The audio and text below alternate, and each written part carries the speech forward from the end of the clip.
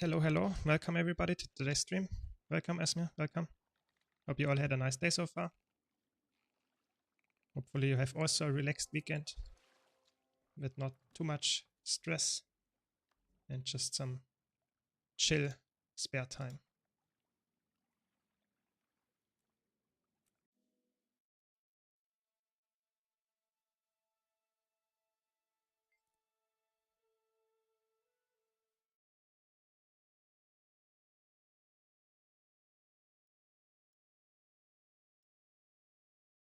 So, welcome, welcome. Here we are. Just starting out my day with some Guild Wars streaming. I guess that's what you do on Saturday. Let's see, maybe we can get some nice content going. We'll play, of course, again, every single game mode. And yeah, if you have any questions, as always, any concerns, any issues, please let me know. Yeah, I made my second character today after I learned that you need a power class for certain ratings. So this is an interesting thing. Need is, I would say, a bit too high. It does not mean you really need it. You can actually do most bosses that are considered power bosses perfectly fine with a Condi build. However, there are multiple things that you have to consider when you think about stuff like that. So, first of all, not every single build is made equally. Yeah, is created equally. So if you, for example, look at a let's take, for example, a condition Scourge. Yeah, your main DPS is from burning, torment, and some poison and bleeding. Yeah. However, this build takes a while to ramp up to its maximum potential damage. Yeah. If you look, for example, at a condition Willbender, typically the only damage source it has is burning. And burning is a condition that ramps up really, really fast. It's short duration, but you has a high amount of damage.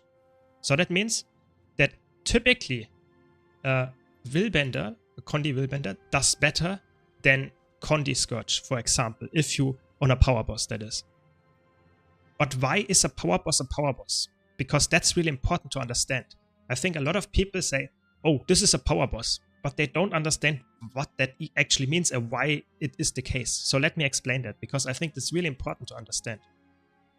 So, boss design in Guild Wars 2 typically has some kind of phases, some kind of mob events in between where the boss is not present or where the boss is not just not attackable. And this is very bad for Condi build, yeah? Because a Condi build takes time to ramp up, and then there might be a phase happening. And when this phase is happening, that means then that you lose probably all the conditions that you already built up. Yeah. So in the end, you might lose all your DPS after you already just reached your perfect point. So this is why a lot of bosses in Guild Wars 2 that have a lot of phases. For example, Samarok in Wing 4, the third boss, or even Veil Guardian, for example, where you just have 3 phases.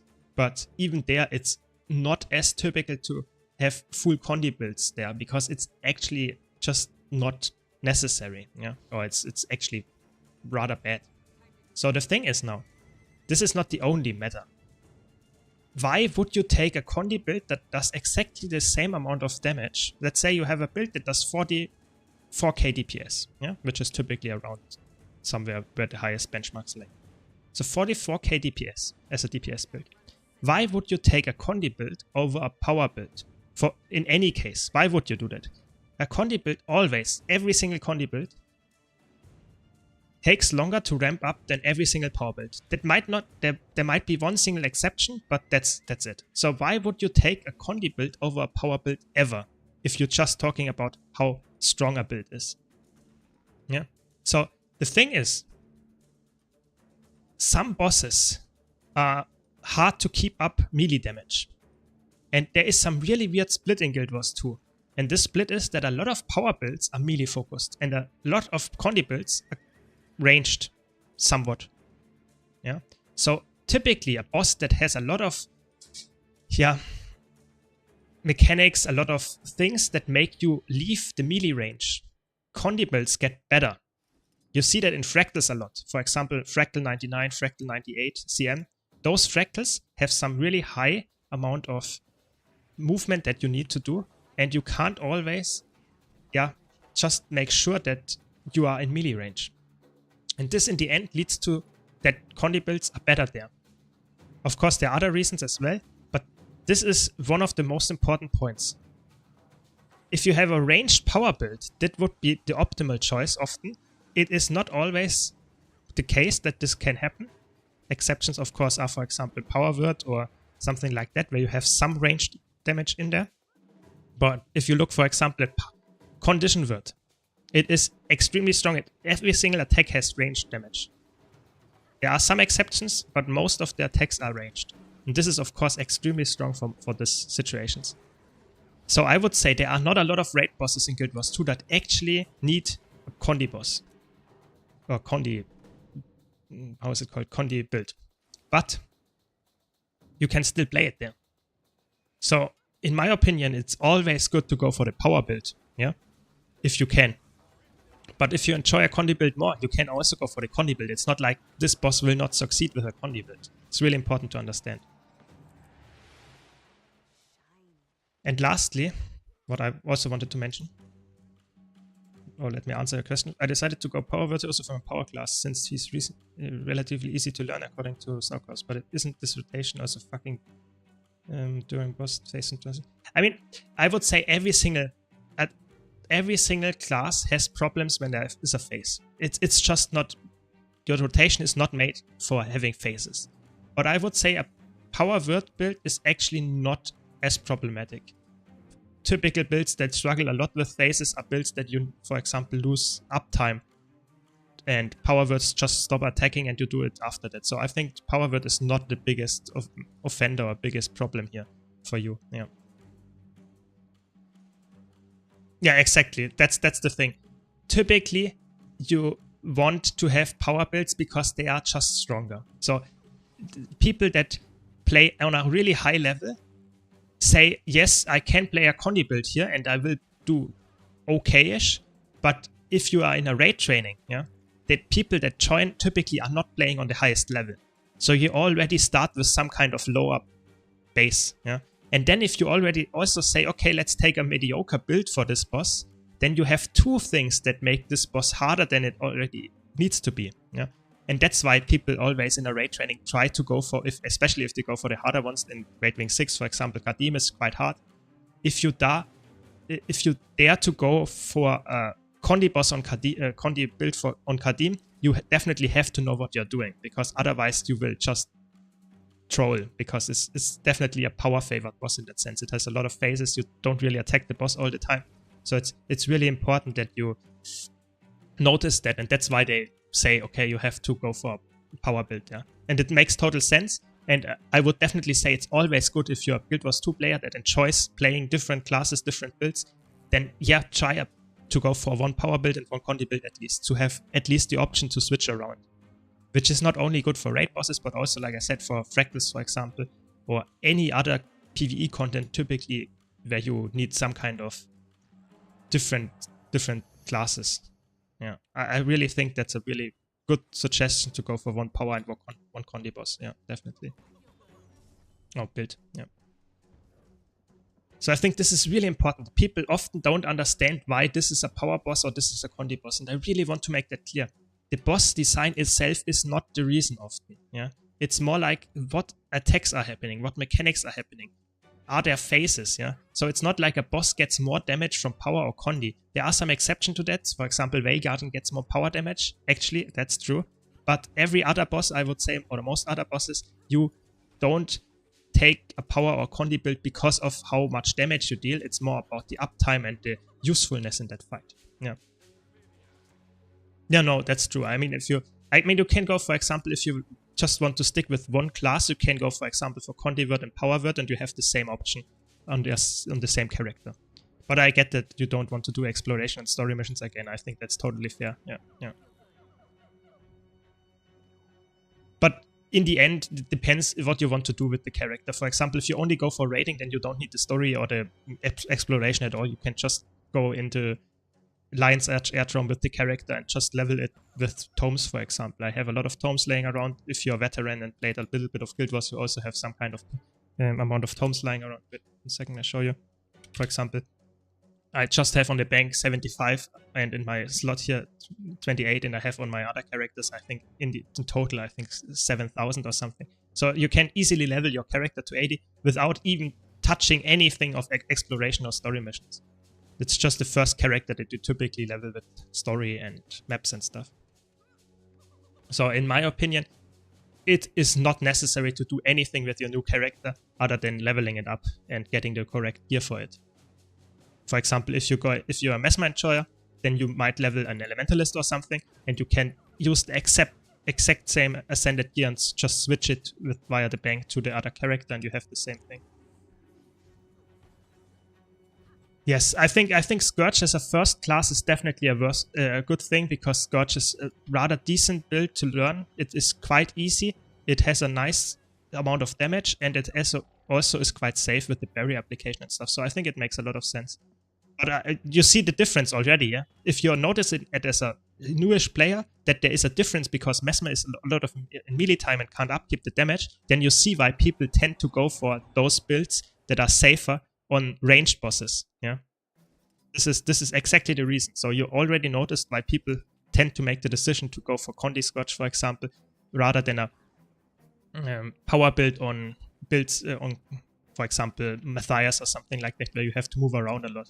And Matthias is another example. So Wing 2 last boss, where you take a Condi build also because of another reason. So typically you take Matthias as a Condi boss because there is the sacrifice happening. So a player gets targeted and will become an enemy. So people can attack this player. And if everyone plays a power build, you might burst this guy. And they will die before you can CC them. So a Condi build takes a little bit to ramp up, and in this time you have enough time to CC and free your ally from the sacrifice. So this is another reason why typically on this boss you run Condi builds as DPS to make sure that the sacrifice doesn't die. Welcome, Filthy Castle, welcome. Welcome. Hope you had a nice day so far, and let's enjoy the weekend together. I mean, I wouldn't go for Viva as a first class Navy. I think that's not something I would recommend if you are going for high level content. But in my opinion, if you enjoy Viva by design, why not go for it? I think you have to admit it might be a little bit more challenging than other classes, but that should not stop you. If you are a big fan of Viva, go for it, you know. If you go for an easy class and you don't like it, you would just regret it to not be having fun with Viva. I don't know. I think it's important that you have always the class that you enjoy the most when you start out, and not go for one that is really easy just because people tell you go for the easy one. Yeah. Melee feels weird.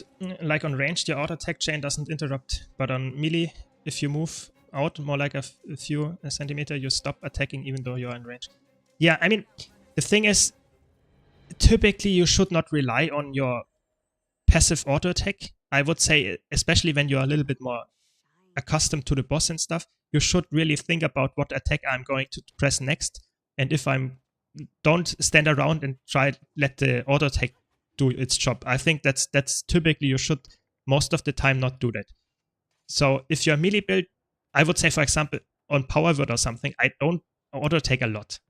It's actually most of the other attacks are actually more important. So yes, I get what you mean, but I think it's just you have to get accustomed to it, and in the end, you don't use your auto attack all the time. I think the auto attack, from the damage perspective on Power Word, for example, is less than 5%, maybe even 2% or something of the total damage, because all your damage comes from all the other attacks that you're pressing.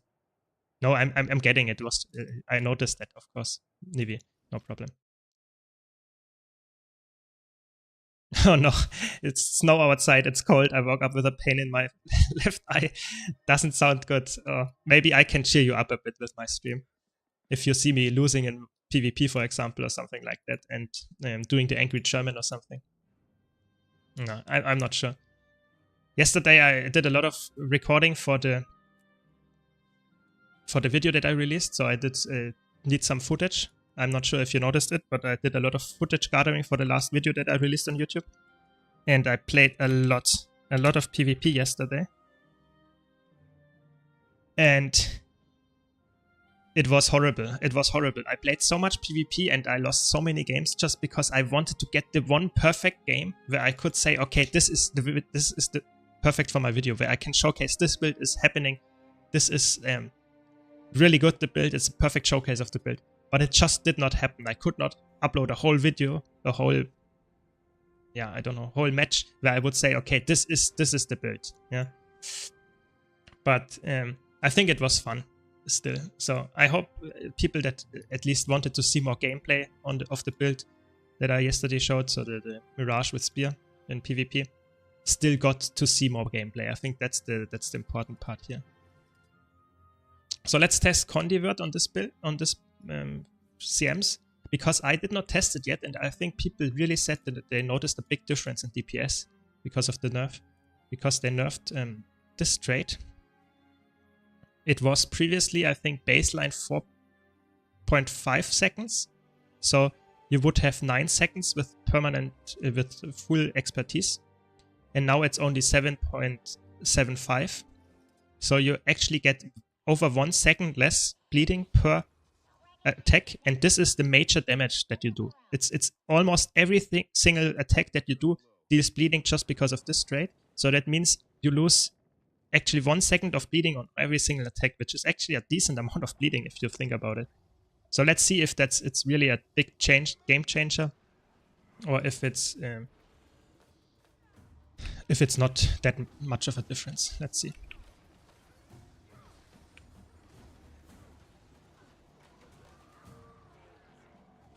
I mean, Mirage, the thing is, someone in the comments was a little bit choking, but they made a very good point. And the point was, yes, this Mirage build is really good, but only in the right hands.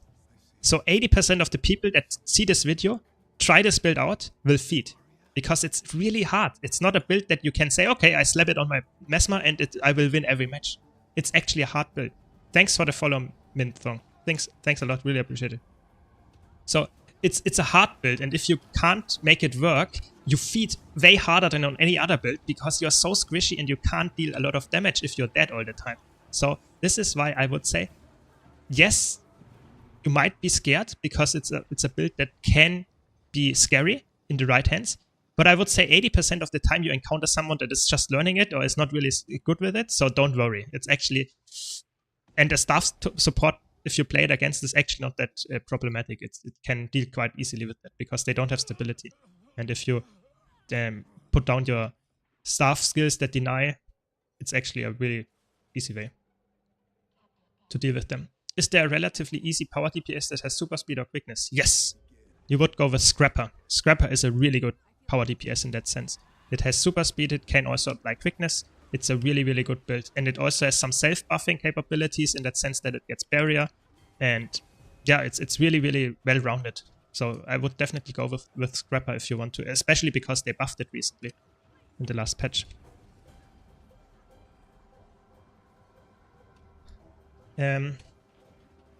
So I would definitely give it a try. But of course you have to enjoy Engineer. So if you're not an Engineer enjoyer, then I would say this is not the build for you. But typically, a lot of people enjoy Engineer. I think Engineer is a really fun class. It can be quite complex, but I think Scrapper is actually not that much of a problem.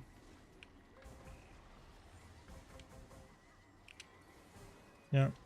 What a surprise when I obliterated that team. Yeah, exactly. I think it's really important that you understand that just because someone plays a broken build doesn't mean they are actually using it to the fullest.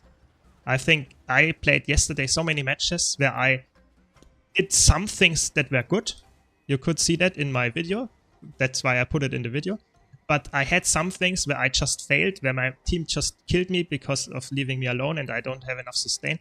So it happens all the time that you are, even on a really good build, just can't do it. You can't pull it off because it's a hard build. It's you need to practice. I think PvP is way more important that you are a good player and just try to do the correct rotations and correct decisions when it comes to what to do on the map, than playing a really broke build. So better playing a B tier build with an, let's say, a really high skill level than playing an S tier build with a really low skill level. I hope that makes sense, because I think this is really important to understand. For everyone, actually. It doesn't matter on which kind of rating you are, which league you are currently in. I think that is just always the case. Always. And it's even more so in PvE. In PvE, it's even more so the case. So if you are playing a really top tier DPS and you can't perform perfectly on it, or you don't know the boss too much, then it's really important that you actually try to improve on the boss first and see how the boss is doing and all the mechanics, how they work. Because if you're just playing the best power build and you don't know how to deal damage on this boss, for example, that's a big problem. That's a really big problem.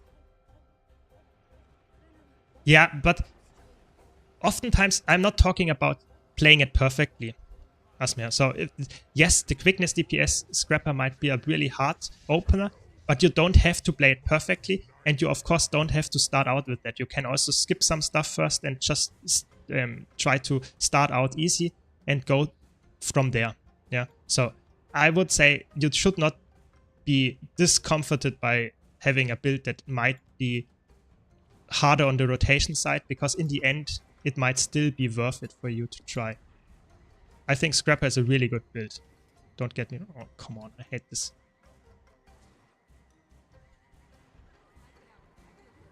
This boss is so annoying sometimes. Or most of the times, actually.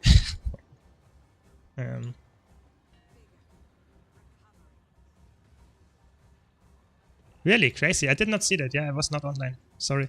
It's actually funny. We are linked with the Among Us guilds, so Teapots and PlaneX guild. So did you have fun with them? I hope so. It's cool to have some kind of action going on, some big circ fights and stuff, especially if you have it on stream and stuff. Nice, perfect. What build did you play? I think it's really interesting after the balance changes how it affected the circ gameplay. Did you play the same Elementalist build or did you play something else? I think you played the Tempest build with Staff. Is it still performing decently? Because I think you with the Reverse Relic nerf, you actually might go for a different relic. It's actually a decent amount of nerfs, yeah. I mean, it's still probably a very good option, but I'm not sure if it's the best option anymore. Just because you're losing half of the Alacrity uptime is actually insane. It's crazy. I mean, it was really broken before, I have to admit, but still.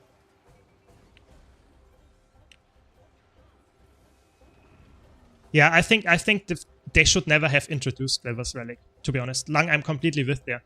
I think Reverse Relic, in my opinion, should never have been introduced. I think Alacrity on a dodge for every class is just too game breaking. It's just not balanceable, in my opinion. So that's I'm happy about that in general, that they made the decision to say, okay, we have to change it to such a low amount that people might not use it anymore. I think this is very good, as I would say. But it's sad to see that my build that I enjoyed a lot playing with the staff stuff is actually not playable in that sense anymore. Oh no, I think I'm dead. Ooh, close. So this is I'm not sure which relic I would go for. There are a lot of options. You could go for Antitoxin on this build, just because you have so many Condi cleanses and every 10 seconds per player you get another cleanse. So that might be worth it. I mean, yes, I agree actually that you probably not notice it that much, because you still get a lot of value from Alacrity as a Tempest. Just baseline. Because you... Okay, let's leave it like that and try to go for this guy. So, I think as an Elementalist, you're probably the best class to make use out of it anyway, even with 1 second, just because you have so many skills at the same time that all of them will have some kind of value from Alacrity. Yeah. So if you are having an Elementalist, you already have 20 weapon skills plus the utilities and your overloads. All of those will get use out of Alacrity. So even with 1 second of Alacrity, it might still be worth it. However, I think there might be other relics that are decently close when it comes to how much utility they bring. So I could see, for example, that you go with Relic of Nios, which will give you healing whenever you cleanse a condition from yourself. I think that might also be an option, because you cleanse a lot of conditions, and just having a little bit more of self-healing, why not? Yeah. If you want to play a little bit more selfish, I guess. Because I think your healing is really good, but it could a little bit be better. I'm not sure. I'm currently playing Fractals with Condivert, actually. So it's still Mesmer, yeah. But I'm talking about, currently I was talking about the changes to my Tempest build in World vs. World.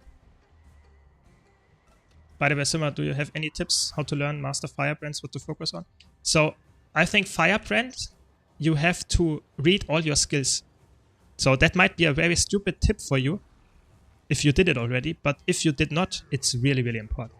It's really, really important that you read all your skill descriptions, because you have the tomes, which give you 15 more skills. Read all of them, memorize them, and think about when you can use them. For example, you have a reflect, you have stability, you have a stun break, all that kind of stuff baseline in your kit. So understand what it does. Yeah, this is really important. I think that's even more important on a support than on a DPS, because on a support, you are supposed to use those skills all the time. It's not like a DPS build where you spam your skills in your rotation, and it doesn't matter if the skill has some other effect, because you will spam it anyway. As a heal firebrand, you should only spam your quickness and your might application. All the other skills you should only use when you really need it, or when you know what they are doing, and then you can use them in the correct amount of time. So that's my first tip when it comes to healing firebrand. And the next tip is understand how to heal. That might also sound a little bit stupid. Yeah, so first, I heard good heal firebrands knows the ins and outs of every encounter in the game, like what to bring, step, reflect, ages. Yes, that is true for every single support. That's why support is the hardest group, class to master, or hardest role, because you have to swap your utilities all the time. Because if you know what boss is, what encounter needs what kind of utility skill, that completely affects how you play it, what you take with you. So it's really important that you understand that, but you don't have to start out like as a pro. So you will slowly learn what you need. Don't worry about that. So you start out with something that is not perfect, but decently doing its job, and then you see, okay, for this boss we need more CC. So I swap to a skill like Sanctuary to have more CC. On this boss I need a lot of stability. You will learn it after time. But of course, try to inform you or think about it before you fight a boss. So for example, if you fight, let's say you fight Gorseville. You did it with us on the stream on raid training. Gorseville is a boss where you typically can help your group a lot by bringing stability. Yeah. So you bring stability for Gorseville, and everyone will be happy. So you bring Stand Your Ground, for example. You can also just bring Retreat, because it's just one attack and you can Aegis it, but just advance it's actually now. But still, the point is, understand every single boss and try to learn step by step. And think about it, okay, this boss needs a lot of CC, so I bring a lot of CC because I'm a support. But always think about what you have to bring. So if a lot of CC is needed, but you also need a lot of healing, then typically you bring rather more healing, because you are the healer after all, you know? Oh. So stuff like that you have to always understand as a healer, as a supporter. But, and that's the important part here as well, you don't have to be perfect in the beginning, you know? You start out at somewhere, you have to learn it. So I can give you some tips that are generally really important. For example, as a heal firebrand, your healing typically comes, for example, from your staff, from your symbols, and from your dodge. If you dodge, you heal your allies. Yeah. So a lot of, let's say, noob firebrands don't know that and just don't not dodge all the time. It does not matter that if you dodge don't dodge anything, don't dodge any attack. That's not important. The only thing that is important that you dodge to apply healing to your allies. Of course, the biggest heal that you can give is with your F2 tome. So you can spam your 1 skill there, or use your 5 skill first to get more healing amplifier, and then use your 1 skills or 2, and even the 4 skill when you have a blast finish already. So that kind of stuff you always have to think about, but read your skills, know when to use them. This is really important. I would love if Firebrand had the tomes buffed massively at the cost of removing weapon swap. That would be cool. I totally agree. I think that would bring it in a really interesting spot. That of course would not only require a massive buff, but probably also some kind of switch back to the earlier states where you had pages per tome. So you don't have pages in general, but you have pages for the F1 tome, you have pages for the F2 tome. So that in the end, you had way more agency and you can switch around and don't need to spend all your tomes or all your pages all the time. I think that would be really important. What's a good class to choose for supports that will be versatile to many roles? Yeah, Chronomancer is really, really good. It's really, really strong. And all the other classes are decently good, but Chronomancer has the major advantage of just being able to swap between power, quickness DPS, even Condi quickness or alacrity DPS, power quickness healer and quickness alacrity healer as well. You can play every single role on Chronomancer, which is obviously really, really broke. So I would definitely go with Chronomancer if you just want to play the best and most versatile build. But you should always consider if you enjoy the build, and that's more important. So if you enjoy Chronomancer not at all, then you should not go for it. I think that's really important to understand.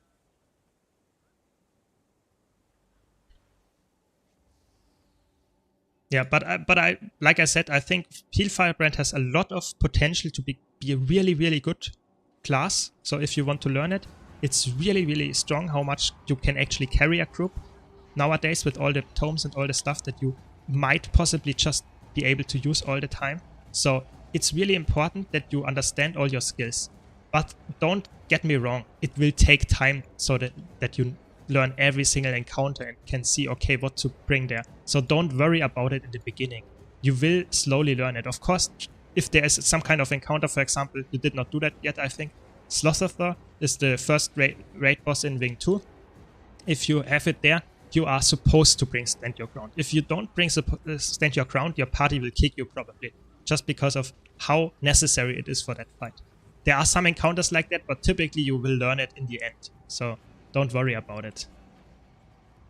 I think going in with the mindset of I want to improve, I want to see what is the typical thing what I can do as a Heal Firebrand and see where I go from there is probably the best thing that you could do. Oh, my DPS is so bad, I'm not focusing at all on the DPS, so I'm sorry if you want to have some guidance here. I'm just talking about something else. But it seems like it's still playable. I'm not doing a completely horrible job here.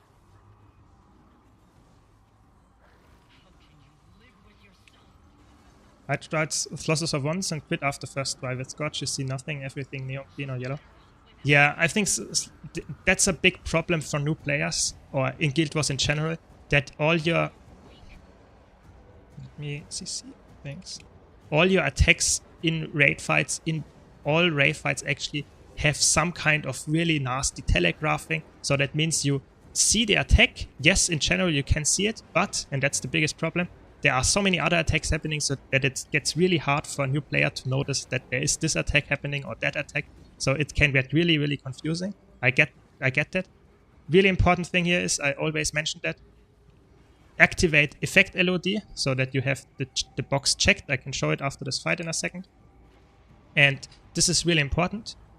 But if you have that already, you might still have some issues with visual clarity, and it's just, you can't do anything about it. You have just to make sure that it works, that you try it and try to get better at it. So I'm talking about this, but so have this on because it limits the detail of effect particles. That means that, for example, you can't see, I don't know, the symbols of the of your ally support that easy, that flashy anymore. It's something like that. So in the end, it might help you, but if you already have that on, then you still have the issue. I think it's just how the fights are decided. There are so many things happening. You just have to say, okay, I tried again, and at some point you might see the difference. Yeah, and that's my only tip. I'm sorry, I can't give you anything better than that because it's sadly the thing, but I'm a returning player. How good is Warrior and Ellie now?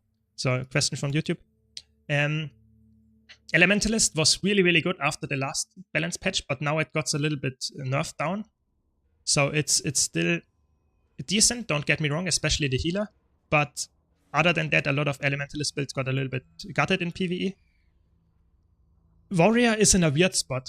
So if you're Warrior Enjoyer, Warrior is really good. But if you're not a Warrior Enjoyer, you typically don't swap to Warrior because of how much it can bring. So I would say go for Warrior if you like it, because it can deal a lot of DPS and probably be top DPS in a lot of content, but it will not be the reason to swap to Warrior. So not people saying, oh, I will now play Warrior only. This is rather unlikely. People are typically sticking to their old classes and not swapping to Warrior after the balance patch. So I made a video about it just the day before yesterday. So just check it out on my YouTube channel, where I talk about all the changes with the latest balance patch, and you can see what class you actually should play if you're looking for the best meta pick right now.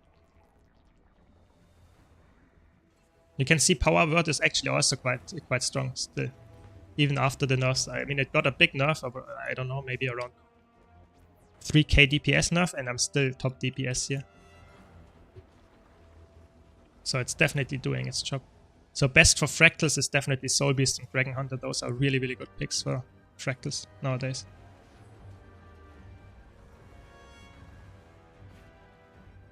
Yeah. No, so yes, that's correct. It's a little bit of a contradiction of saying don't worry about it, and if you bring certain skills you will be kicked. That's completely right. I agree. This is not something that I should have said in that way. So for me, what I meant is, if you're going for some kind of strike mission, Fractals and that kind of stuff, you will not get kicked for anything that you do in that sense. If you're healing and if you're applying quickness, you are fine. However, if you're going for raids and you don't know the encounter, then you will get kicked, because stand your ground is not knowing the encounter. That means you don't know anything about the boss. That's the most important thing if you're Healfire brand and you play Slosser is bring stand your ground. So that's what the example is. But like I said, most fights nowadays are so easy that you don't really care about that anymore. So you just bring what you need as healing and quickness all the time, and then you see, okay, maybe a little bit more CC on this boss fight would have been good, and then you bring it next time. So it's not like, that's why I said don't worry about it. Yeah. Hi, I'm a new player here. I'm playing on C server and experiencing 200 plus ping. Is there any fun and viable spec you recommend? It depends what you are. If you're playing in PvE only, then I would say you can play every single class. Typically, I would say it's better to play some kind of healer, because they have a little bit of a slower paced rotation in that sense, or no rotation at all. So you can play a little bit more reactive and not always have to push your buttons perfectly and stuff.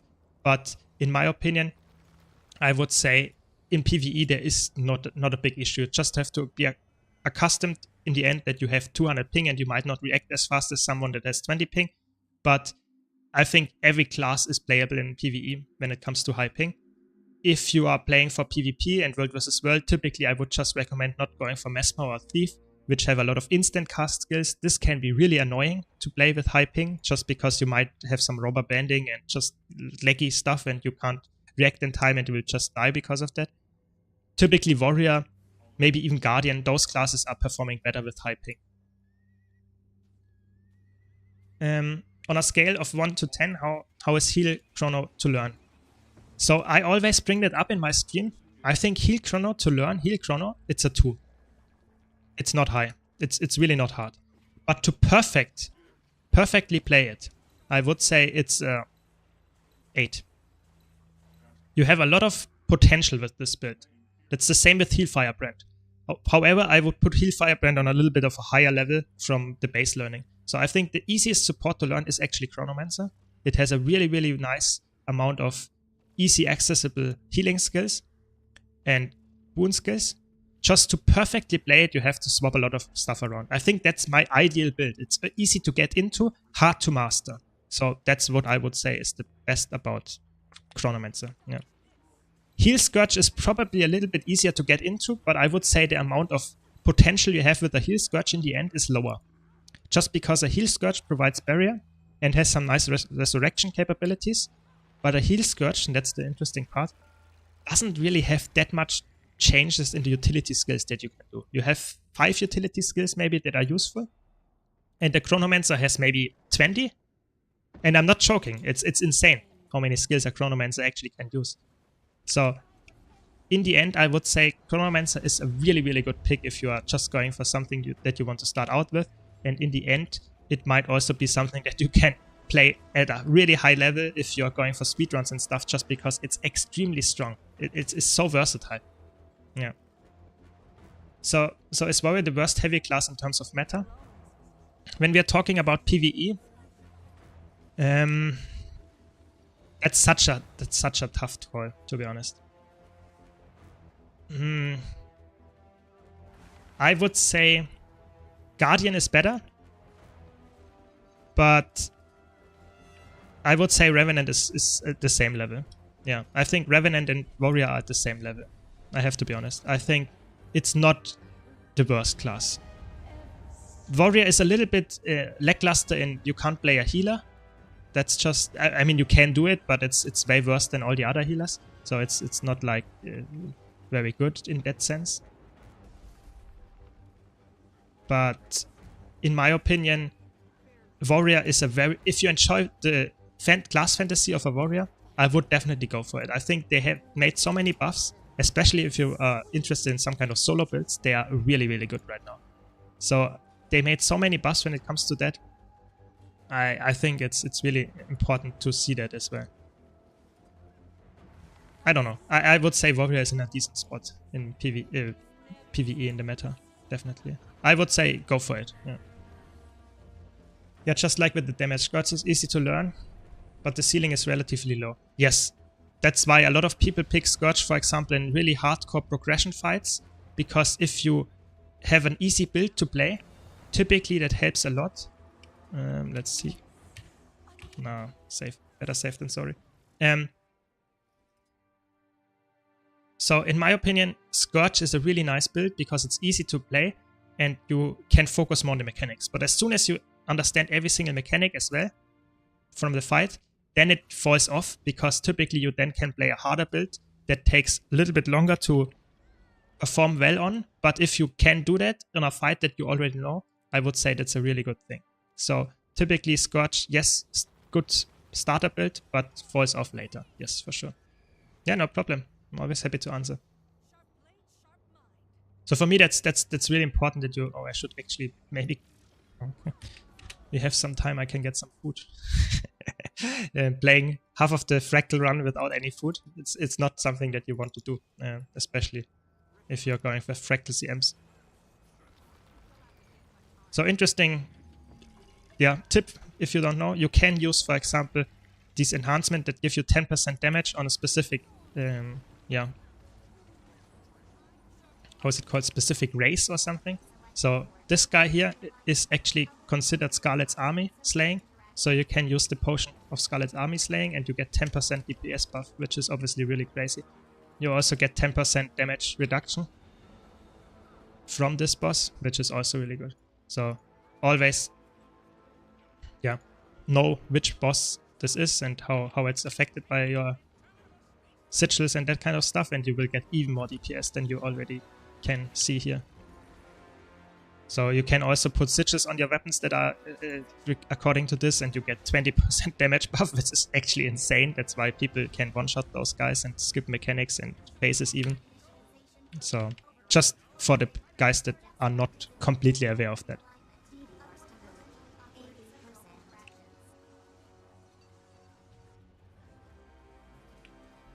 Okay, let's kill this guy before the face. Okay, nice, nice, nice. We got it. My end goal is to play every support in the game from worst to best and play them at least decently. Yeah, I think that's a very good goal. However, I would say they made it a little bit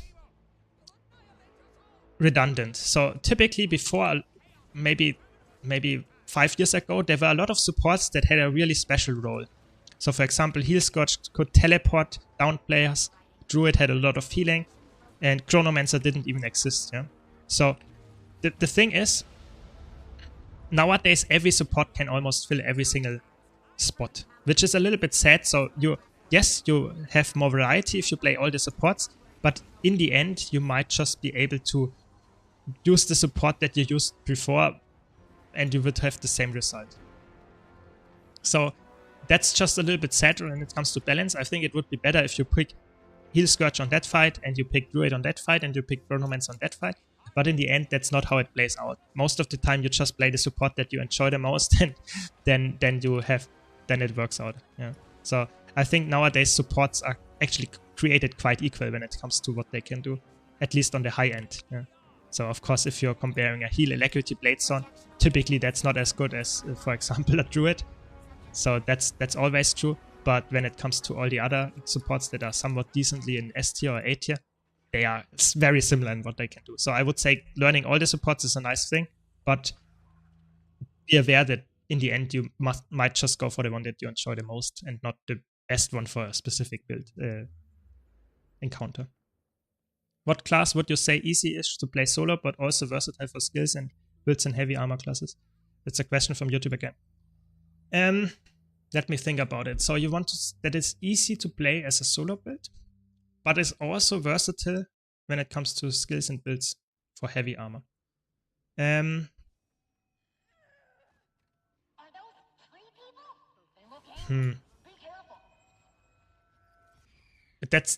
are so many things to consider here. I would say a warrior is a very good solo build, is quite versatile when it comes to damage builds, not as versatile when it comes to healing builds, however. When you think about Guardian, you have a little bit harder solo builds, but you have way more versatility when it comes to support builds and damage builds as well. So I would say Guardian is probably the most versatile of those already. And Revenant, I would say, has the strongest solo builds out there with Herald and Vindicator, but lacks a little bit in terms of, I don't know, some of the classes that you can pick on a Revenant are very, very lackluster. So, for example, Renegade is a really, really good support in Fractals, but that's about it. In every other content, you would never pick a Renegade as a support. In Herald is a really good support. So I would say I would go for Guardian when you just want to make the most objective decision here. But that doesn't mean you should go for Guardian, because you should always choose the class that you enjoy the most. And if you say, I really hate playing some kind of Paladin, blue, lightish warrior, then don't go for Guardian, please. It's really important that you go for the one that you enjoy. I have a guide on my YouTube channel where I talk about every single class and how it's performing in every single game mode. It's a tier list, rather. So if you want to know more about it, I talk very in-depth about every class. So you can check that out. I can send you the link 1 second.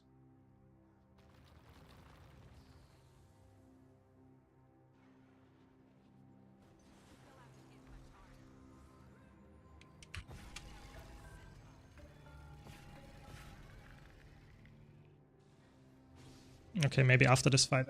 Couldn't get it in time. 1 second. Trust, don't dodge this attack. So that's another thing. For example, if you're support and you can provide H's, this is where you should provide H's. Stuff like that where people are very accustomed to not dodging at all, just because you apply typically H's or stability here. That's why a Firebrand, for example, or Chronomancer should know the fight and should know, okay, this is the case, I should apply this. So that's why it helps a lot to understand how the fight works and what kind of mechanics I typically have to take care of as a support.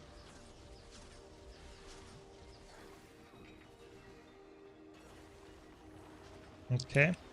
Like I said, after this Mama fight, I will send you the link to the video that I mentioned.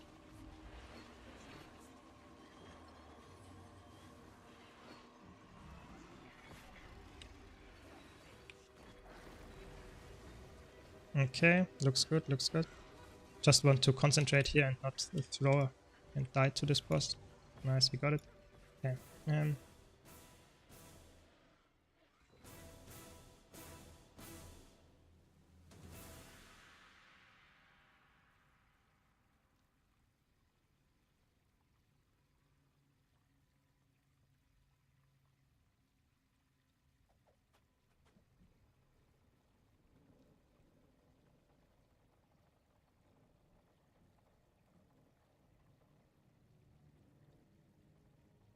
Okay, so a warrior specialization that's 100% support would be really cool. Yes, I agree. I think that's one of the few things that is still missing in Guild Wars 2 is a warrior support. In PvP, you can play some kind of support warrior, but that's the only... Well, maybe in World vs. World as well. But in PvE, it's not happening. It's just way too bad. And I think that would be really cool. I'm not sure if we will ever get it, because the thing is, they probably don't go with elite specs in the future. And adding new weapons doesn't help, because you have to have some kind of support element on your class baseline. So for example, if you have a really strong healer on a Bladezone, then you have to also apply alacrity. And applying alacrity on a Bladezone is really, really weird. And the thing is, if you want to play, for example, the most supportive of the warrior specs, in my opinion, is a Spellbreaker, because of the full counter. However, the full counter on Spellbreaker, yeah, and Spellbreaker doesn't have any boon that it can apply. So, I mean, quickness or alacrity. So why would you play a Spellbreaker in PvE? Because you can't play some kind of quickness heal or alacrity heal. So you can't play it. So I think that's a big, big less problem. And I'm not sure if they will ever solve it in that sense.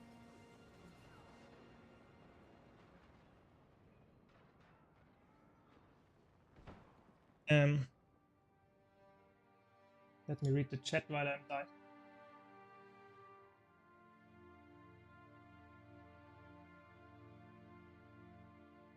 Yeah, it's true. I think it's sad that there are no big tutorials from Fractals, and you just have to play them and try to get better at it. I think that's a big problem. But it's really hard. I know. I think it's really hard to make new people understand how Fractals and that kind of stuff works all the time, because typically it's, even if you put in a tutorial, a lot of people would skip it because they say, I don't like the tutorial, I want to play the fights. So I think it's really hard. I think ArenaNet just doesn't want to go back to old content and bring in tutorials. And I think that's a big issue. I think they should do that, but I think they just won't.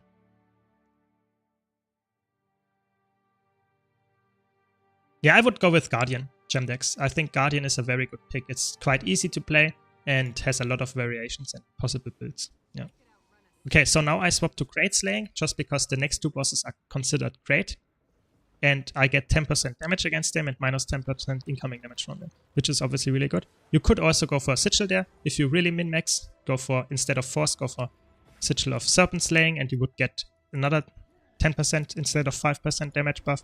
But I don't have that right now.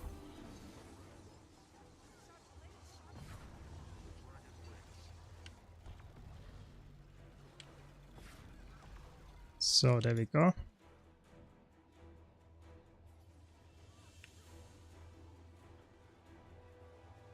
Nice. Very, very synchronous here. I like it. I like it.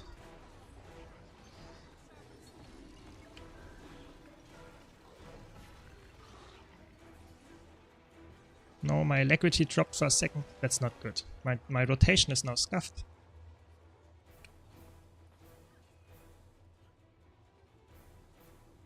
Okay, looks good. Not this synchronous again this time. But decent, decent. Yeah, Power Word is definitely playable after the patch. You can see it's still very, very good. So don't worry. Just a little bit less DPS, but that's fine, I guess. It was really overperforming in the last patch. I'm happy that it's still playable, because I think it was one of my favorite builds on Mesmer as a power build. I think there was a power Chronomancer build, and it's still actually decent, but I think that was the only exception to my rule. I said power builds typically are way faster in damage, build up, ramp up, than a Condi build, and the only exception, really the only exception to this rule, is a power Chronomancer. A power Chronomancer does decent amount of damage, but has the slowest ramp up of every single power build, which is really funny. So don't play a power Chronomancer build for the most part, because why would you play a power build that has a slow ramp up? That's just not really.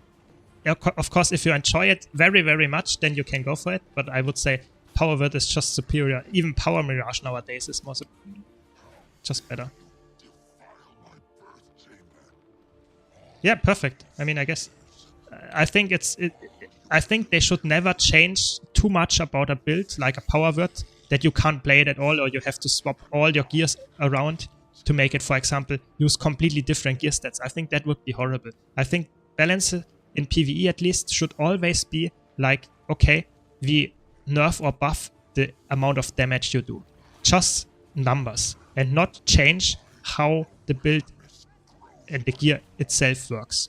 So I think this is really important because a lot of people go for a specific build because they like it, because they think it's strong. And when the next balance patch happens, they might have to go for another build if you don't have that kind of balancing. So if you would make balancing around always changing gear and stuff, people would always have to go for new gear. And I think that's not something that you want to do. Guild Wars 2 is a horizontal progression game, so you want to have people playing the same character and don't having to go for gear again. So that's really important in my opinion. What are your thoughts on Condition Chronomancer? I think Condition Chronomancer in strike missions and raids can work very well if you know what you're doing. It's a very hard build on some encounters where Confusion doesn't work because they don't attack a lot. But on some builds, on some bosses, it's extremely strong. It's really, really good. For solo content, there is also a really, really strong solo Chronomancer. I will do a build guide about it very soon. It's really, really strong. But it's also not the easiest build to play. I'm in love with Mesmer utility back. Yeah, Mesmer is the class when it comes to utility, only rivaled by Guardian. All the other classes are not even close when it comes to utility that you have in your utilities kit. It's actually crazy. It was always like this, and with the elite specs it's even, yeah, not worse, but even stronger the case. So definitely a really good plus, big plus of Mesmer, yeah. That's why I was playing Condi Chrono, but Spear came out and made Chrono crazy with all the resets. Yes, I think Condi Chrono is really cool, but I think it's just overshadowed by the Spear. Even after the nerfs, the Spear is, and not only because of the DPS, in my opinion, the Spear is really fun. I think that's the best Spear that they released because it's such a fun weapon. It has such a nice rotation. It's so fluid. I think it's just, even if the damage wouldn't be perfect, I would still play this class just because I think it's really fun. Yeah. This is a power build, Snivox. Yes, that's correct. It's a power build. I'm playing a power virtuoso. Okay, so here we have now crawl, so we can go for crawl slaying potions. These ones. You ever do solo dungeons? I sometimes do solo dungeons. Yes, I mean, it was, to be honest, back in the old days, I did it way more often. RR solos and that kind of stuff, so 10 years ago or something. But nowadays, it's actually not that hard anymore, so it's way easier because of the power creep. So maybe I can do that as well. Not today, though, but in the future, I might do that on stream as well.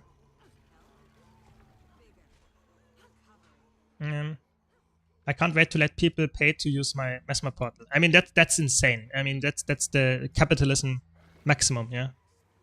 I think that's how you make money in Guild Wars 2. Play Mesmer and portal them to Jumping Puzzle and that kind of stuff. Yeah, I guess that's what you can do in Guild Wars. Yeah, no one will. I'm not sure if you will get a lot of money from that, but you can at least try. Never did it before. I have to be honest. I either portal people just because I'm a nice guy, or I don't portal them at all. Okay, so we got a portal here. Hopefully, we don't have to pay for it.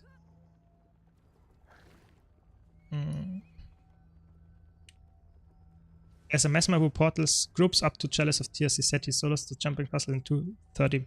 I mean, that's crazy, yeah? I mean, Chalice of Tears, of course, is... Okay, we don't get the portal, I guess.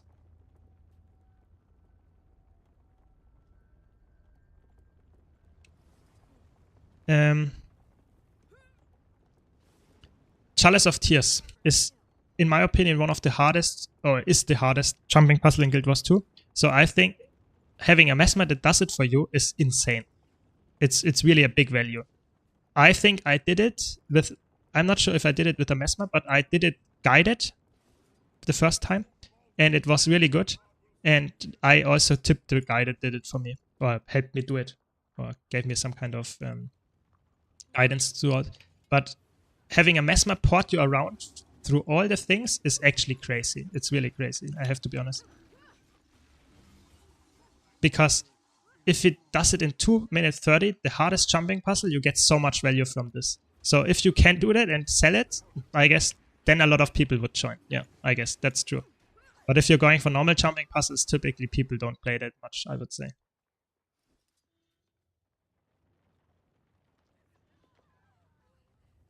I don't have any tips for the jumping puzzles. I'm not a big, I'm not very skillful at jumping puzzles. I have to admit that. I'm happy that I did most of them once and that's it. I don't really like to do jumping puzzles just because I'm so bad at it. That's also a very interesting thing. A lot of people really enjoy Super Adventure Box, which will come out very soon in April. Again, the festival. And I'm just so bad at it that I don't enjoy it that much. I'm just always so... I fail so many jumps and I can't do it perfectly. I never beat all of the tribulation modes just because I'm just too bad at it, which is really sad. And that's why I can't also give you any tips or mesmer portals to jumping puzzles. It would take me hours to get there. Typically, it's better if you do it yourself. So I'm sorry. That's one part of the game that I really am really bad at. So yeah. It's insane how you can cheese Chalice with certain skills. Mesmer is huge because you also need to collect tokens to unlock Aurora Collection. Yeah, that's true. I mean, a lot of portals help you a lot with this jumping puzzle because it was designed in a way that you had to do all the checkpoints. But if you can cheese those checkpoints, for example, if with portals, then in the end you have the same easy jumping puzzle than you would have normally. So this boss is a demon just for your... And you can go for demon slaying potions here. He does it for free. Wow, that's crazy actually. That's really nice. Really nice. I mean, he gets probably some tips anyway. I think that's the way to go in my opinion. Going for not having any amount of costs attached, but people that are enjoying the thing that you do typically will still pay you some stuff, some tips, some donations. So I think that's how you should do it. Because then you don't have any, I don't know, memes going on that you only pay. So I think that's fine. I like the position reminder for jumping puzzles that makes life easier. Yeah, that's true. That's one of the best items you can get if you struggle with jumping puzzles a lot, or even if you do them all the time. This item is amazing. It's really good. I would always go for this item. So you get it from Sunswept Isles, so one of the Living World Season 4 maps, and you can just purchase this after you completed a quest there. So a real quest, so this heart icon. And I would definitely recommend it to everyone that does some kind of PvE content. It's not only useful for jumping puzzles, but it's also useful for example, if you have a character parked at some kind of farming spot that you need to jump around. For example, in Bureau Marches, there are those chests that are on different levels of the map. So one is on top and one is on bottom or something. Then you can park your character on top, activate the position rewinder, and go back when you are open the chest down, and you can go back up. It's really good. Really good item. It's this item here. It's really good. ANET should face criminal charges for making achievements hidden behind the JP. I mean, they want to have their content done. I think that's okay. But I think not a lot of those actually are really, you need to do it. I think there are not a lot of, maybe Aurora and that's it. I think there are not a lot of other things that are hidden behind those really hard jumping puzzles. At least as far as I can remember. Exactly. So if you port people for free and they say, "Oh, it's such a nice thing that you ported me," and give you 10 gold each, I mean, then he gets a lot of gold, you know. So I think that's really cool. And I did the same. I also paid this. I did not do this guy, but someone else in the old days. And they also paid them, even though it was free, just because I was so relieved to have it done. This hard jumping puzzle. Wait, what?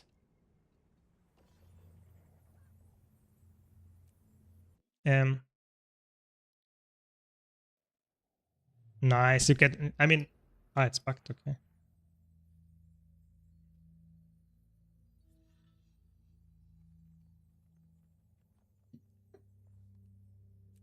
Yeah, I think this is a really good thing. Thanks for the follow, by the way, Radio Alarm. Hope you're enjoying the content. As always, if you're a new player, don't hesitate. I really like to answer questions. So if you have any question, doesn't matter how stupid it might seem, please ask. I'm always happy. Yeah. Okay, last fractal of the day. So the interesting part here, just because I talked about all those potions that you can use to get more damage buff, on this next fight, even though it's an elemental, it does not work, the potion. It does not work, the potion there, because it's a structure. And on structures, potions don't work, so that you don't need to go for the elemental slaying on the next one. What is your definition of a new player? Like, at what point you are not new? So, I think this is a really interesting question. Thanks for asking this. So let me give you a little bit of context. I think a new player is someone that does not know about the core game mechanics. So if you know how every class works, how, for example, it doesn't mean you have played it a lot, but you understand how the class works. You did, for example, most of the PvE content to some extent, so that you did fractals a bit, you did a little bit of strike missions, and you explored a big amount of the map, then you are not a new player for me. But, and that's the important part, I think I'm a new player when it comes to monthly ATs, for example. I never did monthly ATs, so I'm not a big veteran in that sense. So I'm still a new player in that sense. So you can say, okay, it depends on the game mode that we're talking about. I'm also not big in GVG, so I can't tell you the current meta for GVG. But I still understand how it works and what classes should be better there than others. So I think I would consider myself as a veteran throughout every game mode, with the exception to a few. So here we can take a reflect. And I would say for me, if you want a general answer and say, okay, this is the moment where I would say you're not a new player anymore, is when you have one class at level 80 and did most of the PvE content with it. So that you did some strikes, you did some fractals, you experienced big amount of content with this class, then you understand most of the time how it works. And then I would say you're not a new player anymore. But that doesn't mean you're a veteran. Yeah, so that means just you did... Oh no, we got teleported twice. That's annoying. Guys, not good. Yeah, beginner would be the better word, yes. Not new player. New player would probably be, you just look at the hours they played, which is obviously not very interesting at all, because someone with 10 hours might be way better than someone with 30 hours, depending on how they play the game. So yes, you're completely right, that beginner would be the better word, for sure. Now we have a thief, okay, I don't need to do it then. Because you could technically play Condi Weaver in every mode, clear everything, and don't know how Power Virtuoso works. Yes, that's correct.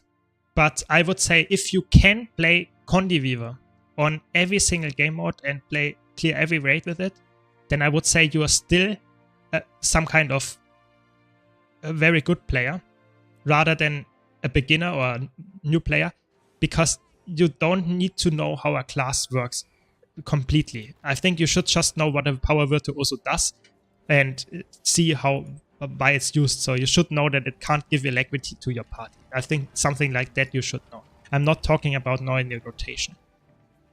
Yeah, because I think that you should understand the squad composition in PvE and that kind of stuff, how it works. That is what I mean with understanding the other class. So if you are creating or commandeering a squad and you take, for example, Chronomancer as a healer and you take a Virtuoso as a quick DPS, then you don't notice that this won't work, then you are, in my opinion, still a new player. Yeah, because you should understand how that works at least. Doesn't mean you have to do the rotation perfectly. If Harry Potter was set into a rich race, would be the bankers. I mean, the bankers. Asura, I would say, for sure. Yeah, Asuras are definitely fitting there, I would say. I mean, it's not perfect fit, but close. Yeah.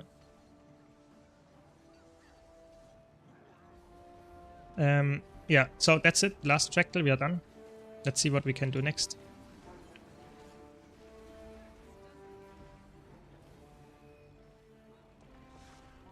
But I think the races in Guild Wars 2 are really interesting. It's only 5 races, and they are not that... Okay, let me rephrase that. there are 5 races, and some of them are very different, but most of them are really close. So I can show you actually. So we have the humans that are normal. Then you have the Norn, which are just big humans. They are a little bit more, I don't know, just taller, and that's it. And then you have, so we talked about humans, we talked about Norn. They are very close, just some icy humans. Then you have the Char, which is the furry race, so some kind of big cat. And then you have the 2 really special things that are not really in any other game. So you have Silvari, which are plant people.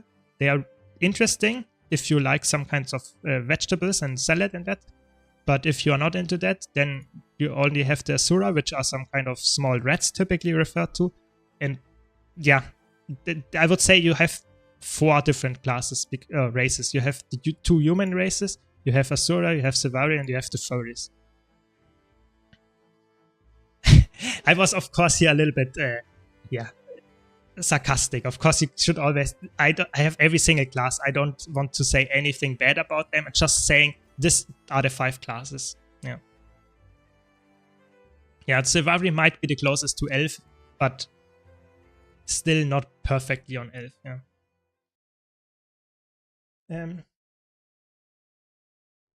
I definitely still have no clue about synergies. I only know people need 1 Alacrity and 1 Quickness player, and a healer rest DPS. Like, I have no clue what Dragon Hunter does. I mean, that's okay if you understand how the squad composition works, but in my opinion, if you want to consider yourself as not a beginner anymore, you should at least know that a Dragon Hunter can't provide Quickness or Alacrity to its party. So that you understand, okay, the Dragon Hunter is not my support. The Dragon Hunter is another DPS. In PV. It will always be the case, or someone is trolling. So I think you should understand that at least. It doesn't matter that you have to play Dragon Hunter, but you should at least know this sentence, that a Dragon Hunter is not a Quickness or Alacrity giver. Yeah. I think if you don't know that, then in my I would say you're still a beginner or some kind of new player. Yeah. Do you enjoy the lore?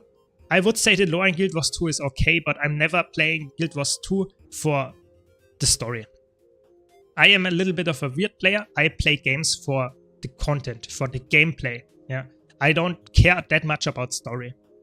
That might be a weird thing to say, but for me, is if I want something that has a really good story, I'm watching a movie, I'm reading a book, I'm watching a TV show.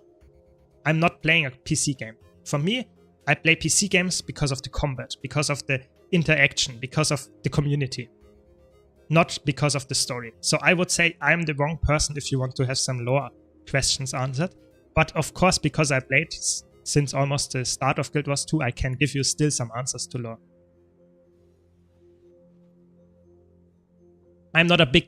I can't tell you if the story in Guild Wars 2 is crazy good or bad. I skipped most of it, I have to be honest. Yeah.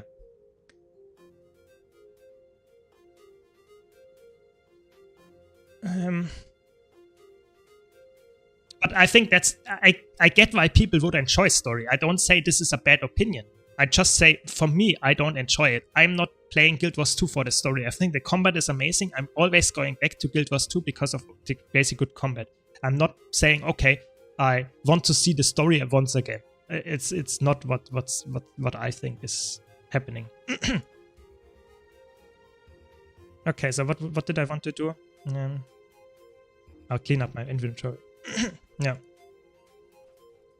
And how old are the Silvari? I think they are really young. They are really, really young. I think they are 5 to 10 years only. I think they are not that old at all. Yeah. At least in the Guild Wars 2 story. Yeah.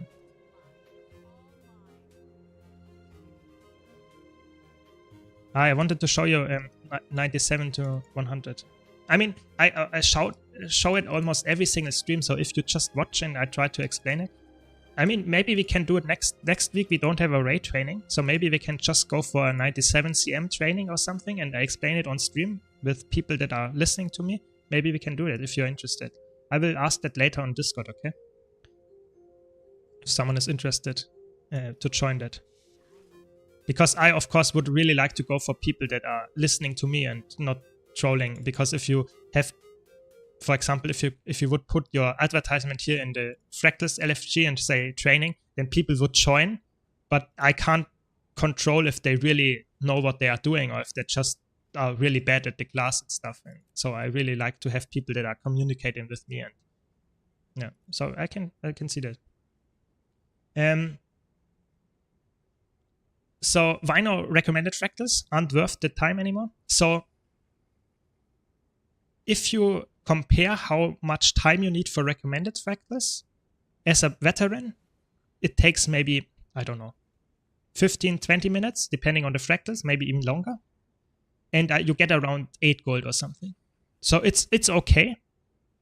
But if you compare it to fractal CMs, what I just did, so I did the fractal CMs plus the T4 fractals. This gives me around 50 gold, maybe 60 gold, depending on that. So I took 1 hour for this, and I took half an hour almost for recommendeds. So it's not worth it at all, in my opinion, for someone that has all the stuff that is related to fractals. Fractals, you also, from recommended stuff, you also get, where is it, fractal journals, that kind of stuff. You also get, where is it? This one, yeah. Fractal research pages. And you need those to get, for example, some achievements on the backpack. But I have so many of those laying around that I don't need to do the recommendeds. So I just don't care at this point. If you really want to go for more gold, then yes, go for recommendeds as well. But in my opinion, it's not worth it. Yeah. For me, I like to do stuff that is really efficient and that I have fun with. Typically, groups in recommended fractals are just a little bit worse. So I don't have that much fun with them. And I say, okay, I would rather not go. So that's my opinion. But of course, if you want to go more gold, you get more gold, more fractal stuff, yeah, go for it. Definitely. There is nothing wrong with that. Nothing. I think it's still completely fine to do it. Is Reaper build still good? Yes, Reaper is actually really interesting. In PvE, nothing, really nothing happened. Thanks for the follow, Dr. Moon. Really appreciate it. Nothing happened to Necromancer in general. It's completely the same. So don't worry, you can use the same builds as always. Yeah. The same goes for PvP actually, you use the same builds in PvP. The only thing that changed for Necromancer is that the Scourge is worse, so in World vs. World, and not playable anymore. You play Power Reaper now. But that's about it. So Necromancer got away with the patch quite, I would say, unharmed. Yeah. Okay, let's see if we can get some strike missions. Otherwise, let's play some PvP match. And after that, let's play some World vs. World. I can maybe showcase some Reaper as well. Yeah, I think getting into fractal CMs is a little bit challenging. I think it might be even more challenging than going for raids. Yeah, I think going for raids is easier than going for fractal CMs. Why is that, you might ask? Getting into fractal CMs, typically people in the LFG asked for KP. So no one is currently looking for CMs. No, now there are 7k unstable fractal essences. That is what it means. So need 7,000 of those. I have around 30k or something. And I did not play a lot of fractals, I have to be honest. But it's definitely a high amount if you compare to someone that is new. So typically you get 60, I think, essences per fractal CM. I think 60 it is, or 40 even only. So you need quite a long time to get all of them. Nowadays you can do 5 CMs. Of course, as a beginner, you wouldn't do that. You only would start with 1, and you would slowly work your way up. So we do the training group with some people that did not do any fractal CMs before, and you have to just get your way up. And after that, you can maybe create a group with 1k, and people would join, and then it slowly gets better. But people will definitely need time to get to a higher point of fractal essences, which is obviously a big problem, in my opinion, because you can't really learn fractals anymore. So fractals is some kind of community that is either really good at the game and plays fractals all the time, but they don't want to play with people that are new. So you have some kind of new community that tries to get into fractal CMs, but has a really challenging, really hard time to get into it because they only have people that are also new to the game mode. So I think this is a big problem. And I, of course, want to help with that. And I will do a fractal CM training on Wednesday, I guess, then. So be sure to check out my Discord. Link is in the description. And we can organize something there. So I think it's if you did it once and you understand how it is, you typically can just go in groups with low unstable fractal essences KP, and you can ask them if you can join. Always be nice to them. Ask them, okay, do you need really the high amount of KP? Can I join and give it a try? I know what I'm doing. Be honest and don't lie to them. And I think oftentimes they say, okay, maybe we can give it one try with you, even though you don't have enough essences yet. And in the end, you might still get the kill, even though they had a higher amount of requirement. So I think this is always important to do. But be honest, and if they say no, we don't want that, then accept it and go another group. So that's, I think, really, really important. Yeah.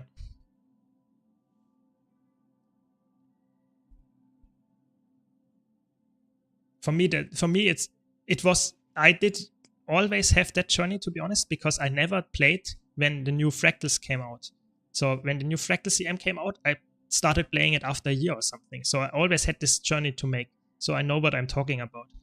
And I did make it happen just because back in the day, there were some nice guys that helped me train it and understand it. And nowadays I can do it myself.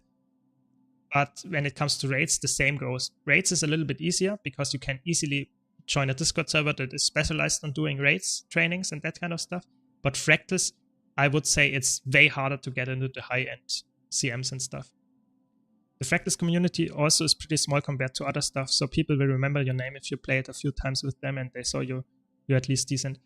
Yeah, I think you're right when it comes to CMs. I think the amount of people that play Fractal CMs is really not that high. It's quite low, actually, I would say. But Tier 4 Fractals is actually one of the most alive game modes, I would say. There are a lot of people that play daily Tier 4 Fractals. So I'm only talking about the CMs that are a little bit harder to get into. Fractal Tier 4s, so the dailies, are really easy to get into. I think a lot of people actually play it all the time. I think, which is good because it's a really good gold per hour and it's also fun. And I really hope they will continue to do more Fractals and more updates with Fractals. So I think it's good that there are people there that want to do that.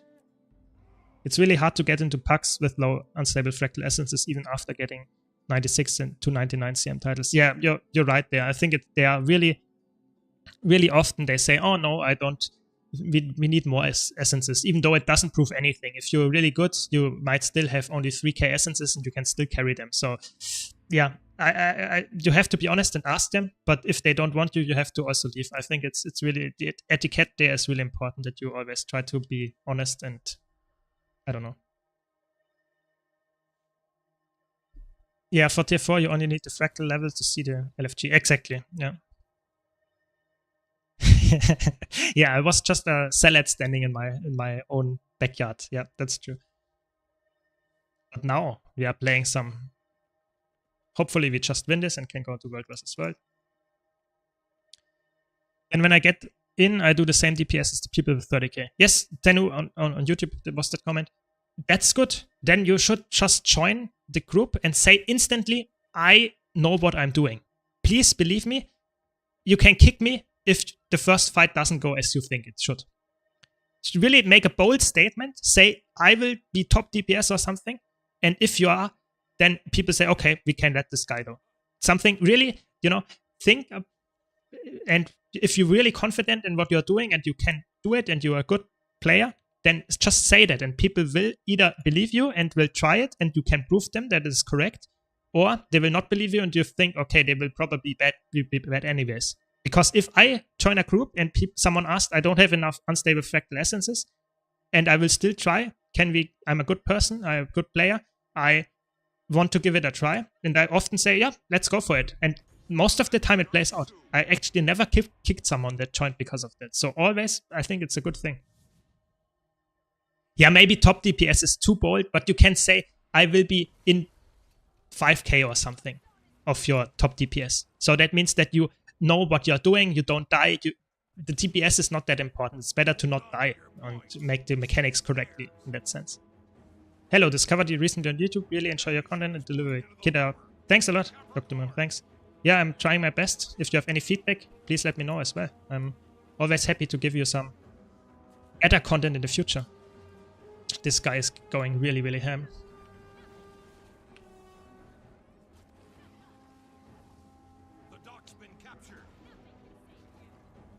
I hate double dodging.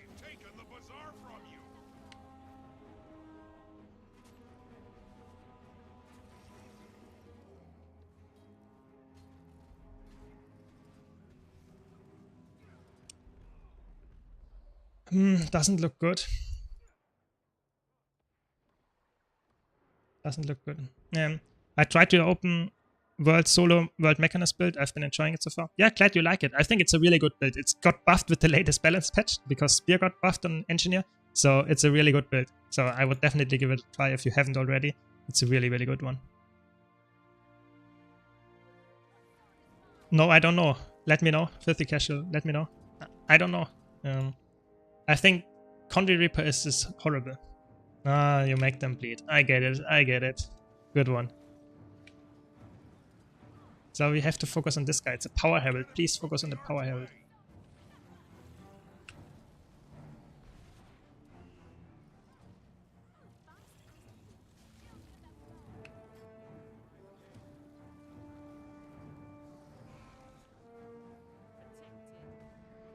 They have another Power Herald. It's actually insane. Everyone and their mother plays Power Herald right now. It's actually crazy.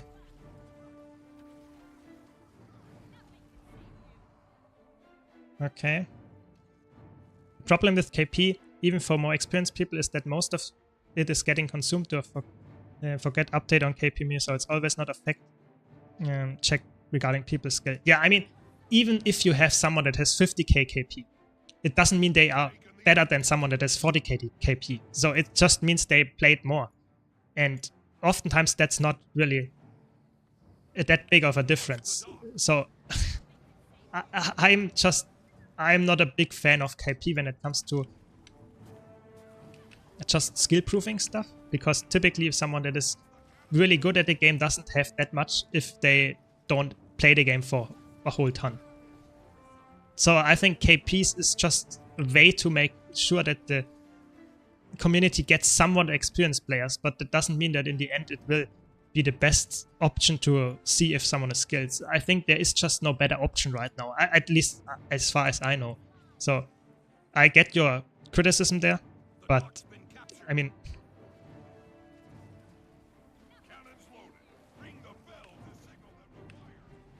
CC, nice, he's dead.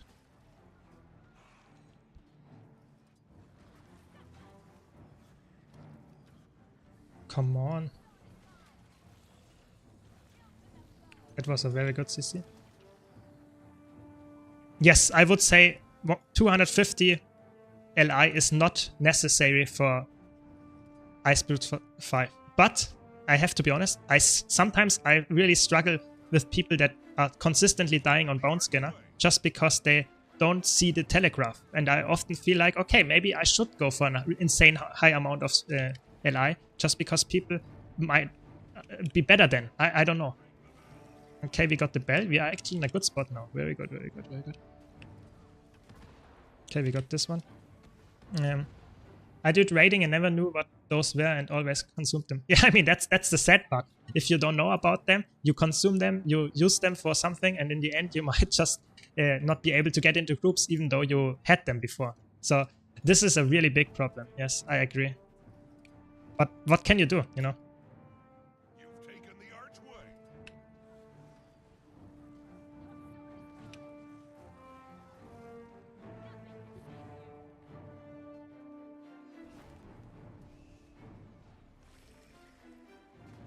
Nice, nice. I got the corrupt.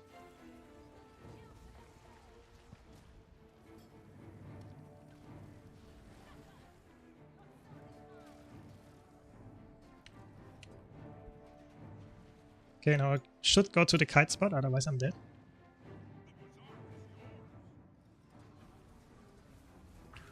I'm probably dead anyway.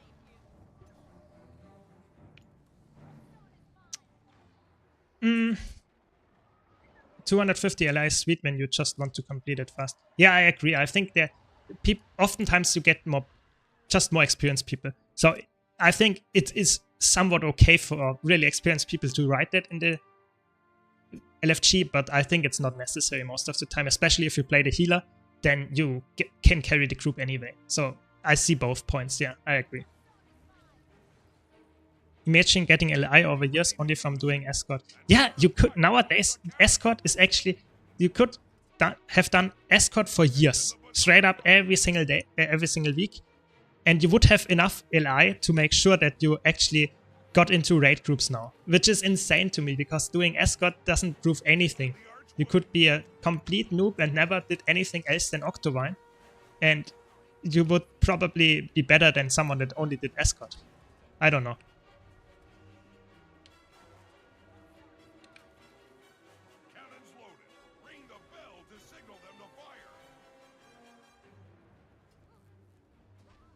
Okay.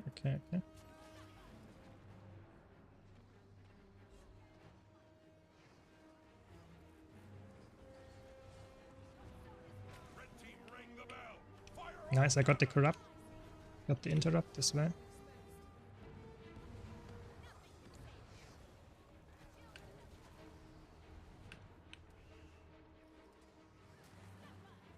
Nice. Have to concentrate here for a second because we are standing in the front of the enemy spawn.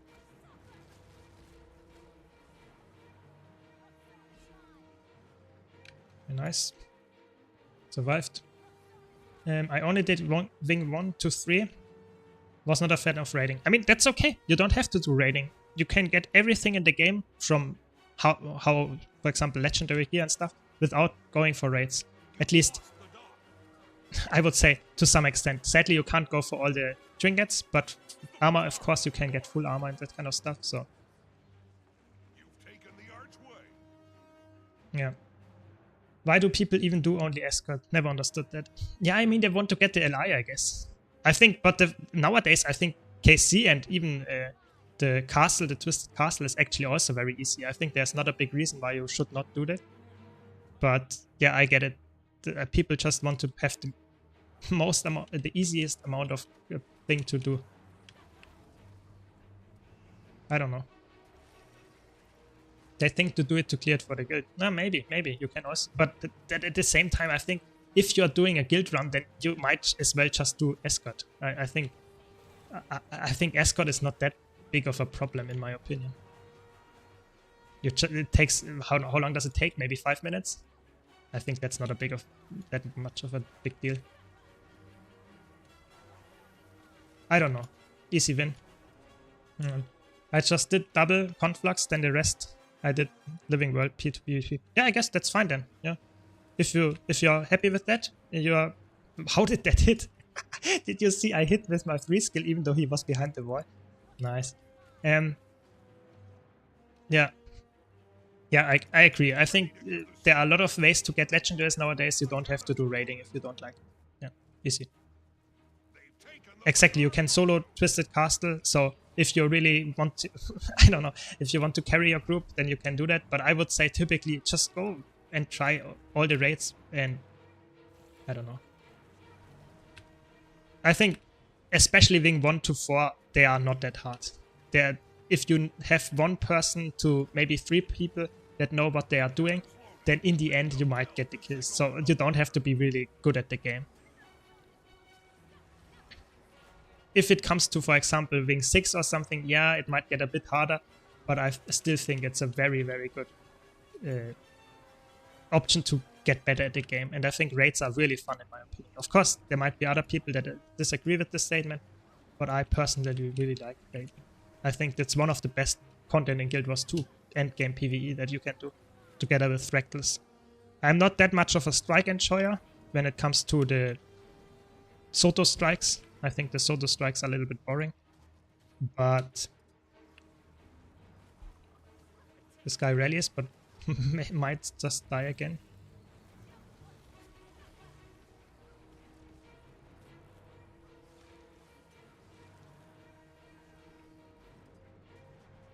Okay, now we get the thing and we get the bell. Very good. Yeah, I think raiding is a controversial topic. A lot of people hear the word raid and they are open world enjoyers and they say, I will never do raiding. But maybe they should, because raiding is really, really fun. I think raiding is one of the most fun activities that you can do as a PvE player in Guild Wars 2. Maybe you should give it a try. It's not that scary. I think this is really important. I don't know. It's just my opinion, of course. You might disagree with that, but I think it's a good thing.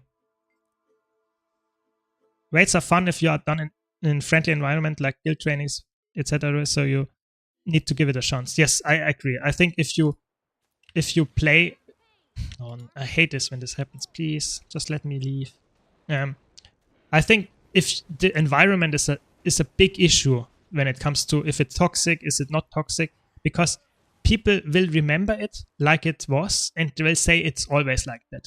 So in my opinion, it's really important that you have a friendly environment the first time you try it, because then you remember it as a nice atmosphere. You will try it again.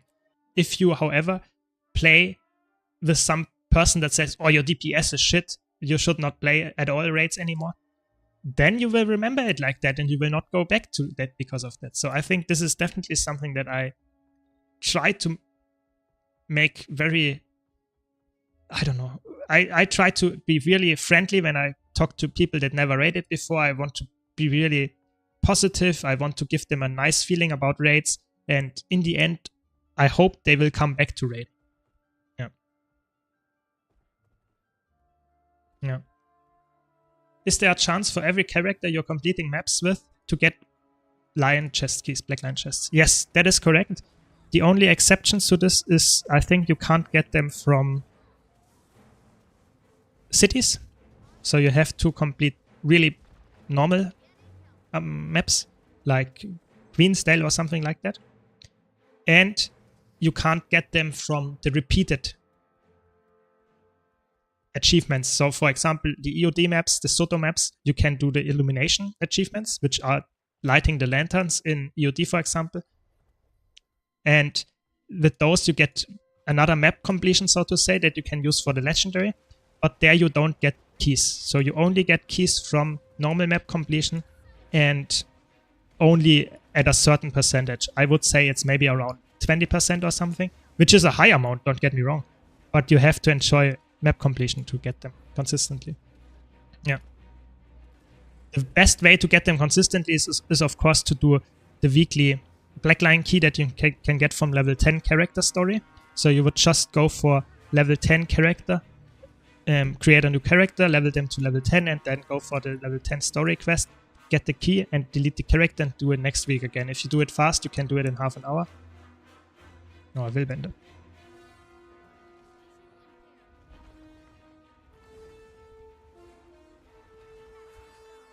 Okay, let's concentrate here.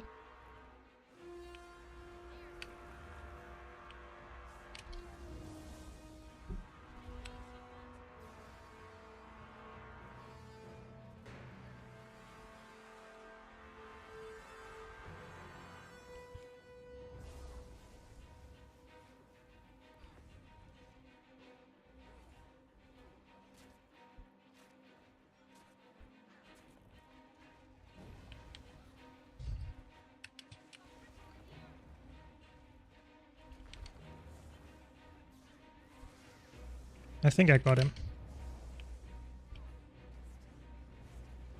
Nice.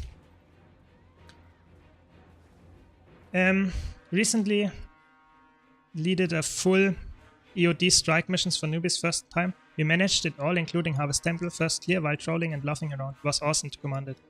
I mean, that's cool. That's really cool. I like that, especially because you took initiative and did it with people that are new. I think that's really, really cool. I really enjoyed it when I hear that.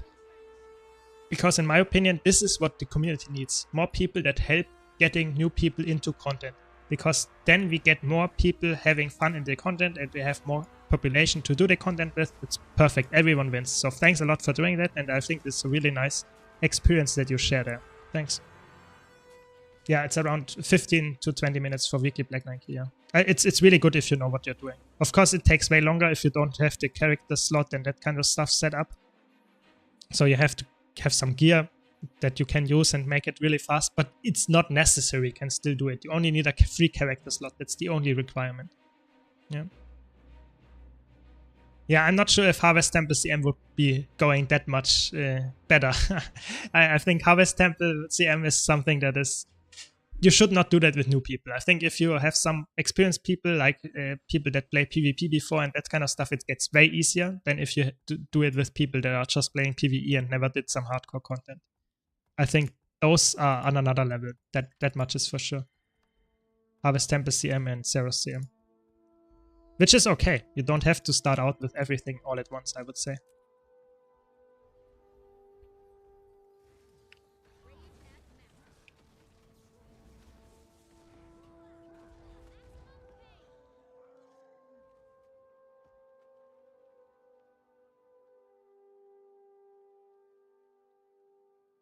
Yeah, I'm just testing this build. I want to release a video build guide about this because it's a really, really good build. You could see I could beat a Willbender in a 1-on-1.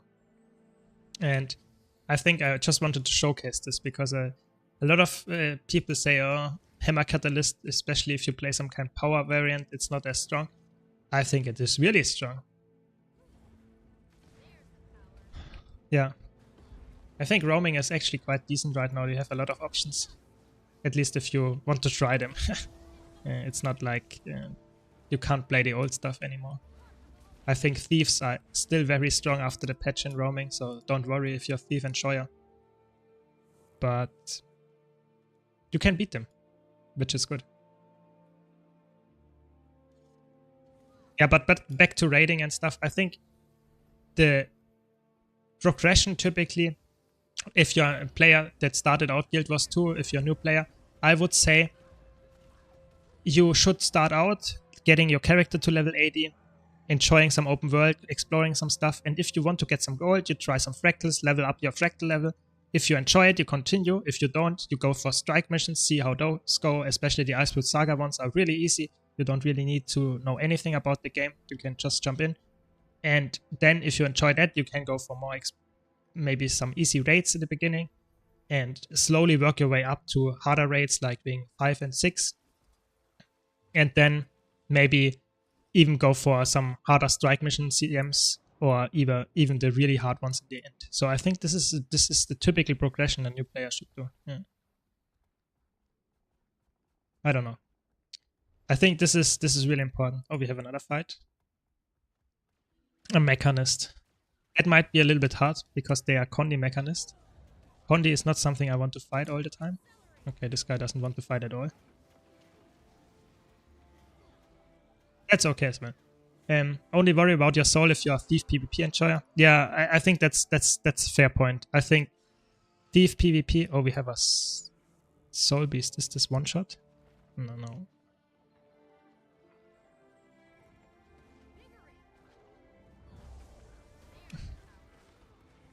No, is this a Condi Soul Beast?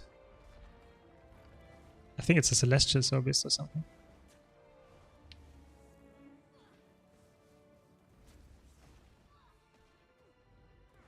Nice. Very good.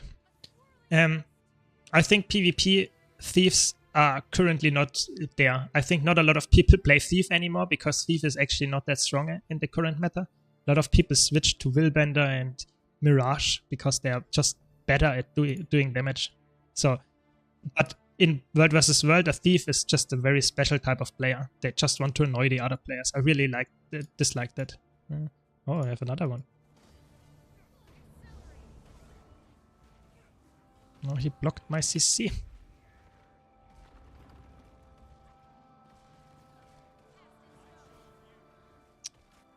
Why is everyone and their mother playing Condi Soul Beast? This is not fun. That was an interesting teleport, I have to say.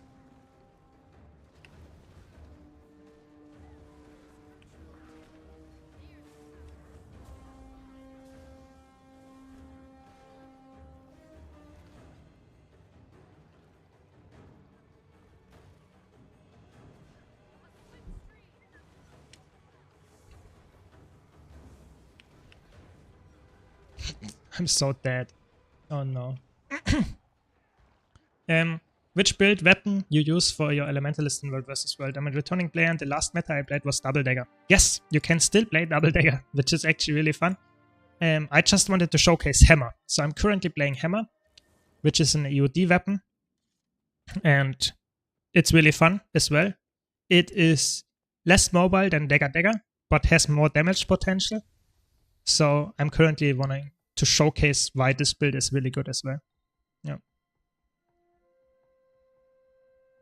Yeah, definitely. Dead Eyes are still there, and Daredevils as well. I think it's definitely a very good pick still in World vs. World, but I am personally not a big fan fighting them because I really dislike those guys that engage and disengage all the time. I really like to have fights that are honest, but of course that's not happening in World vs. World. So I get why people play it, but I'm not a fan of it.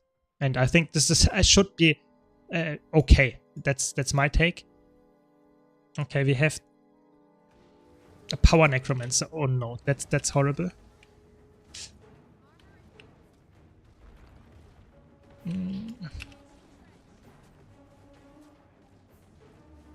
Okay, I think we got this guy. Yeah, very nice, very nice, very nice.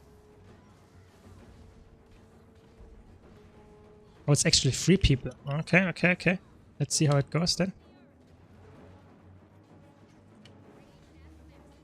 Let me live. Okay, we got 3 people down here.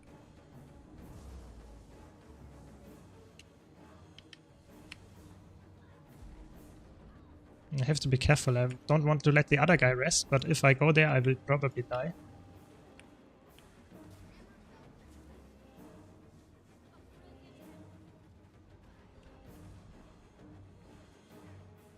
Okay, looks good, looks good, looks good.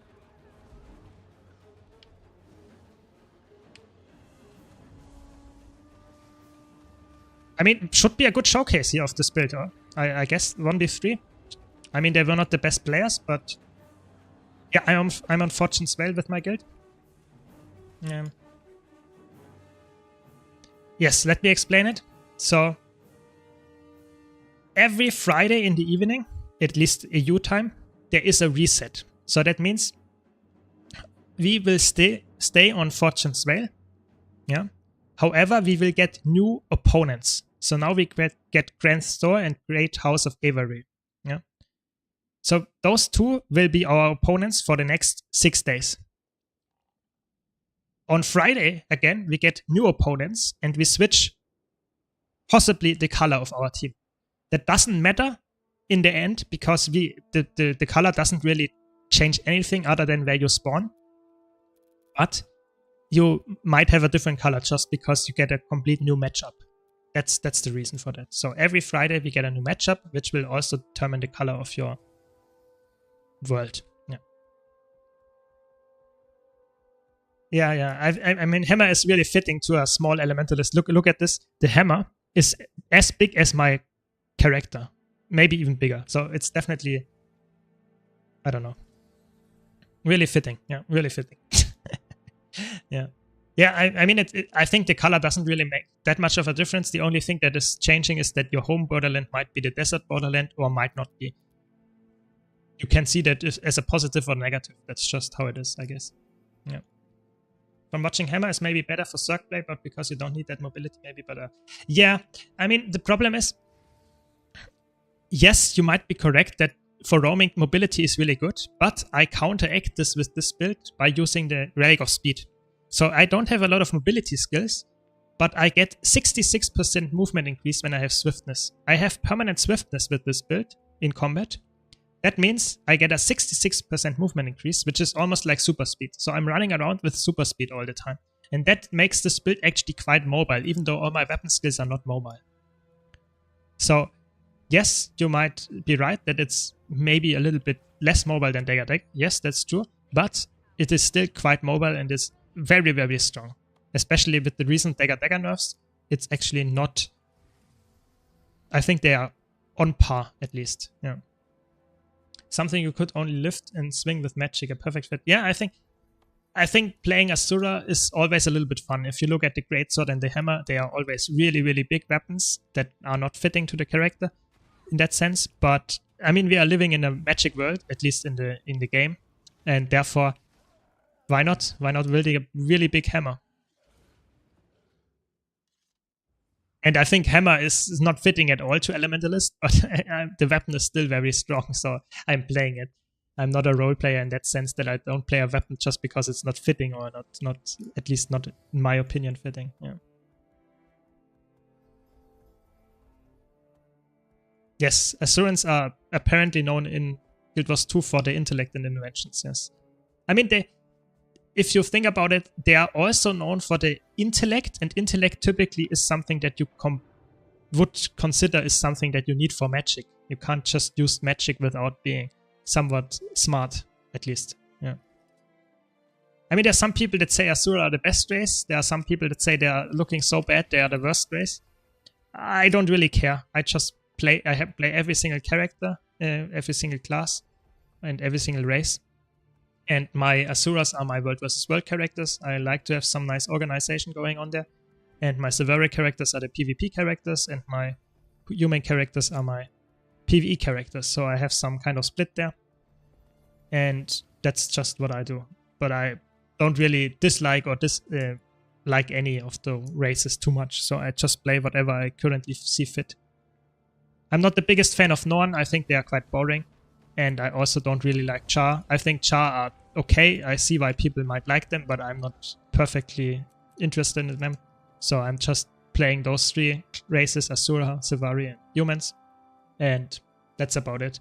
I think, sadly, when it comes to how the armor looks, typically I think armor looks the best on humans just because it's the most interesting from the design perspective.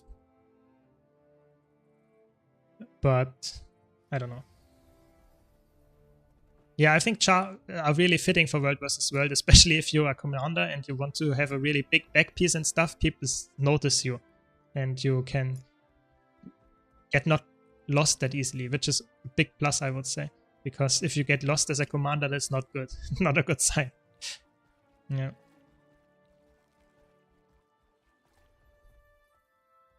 Yeah, I think it's actually...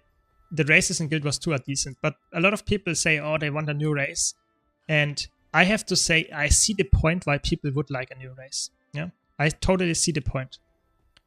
Okay, what is going on here? We have 3 people fighting.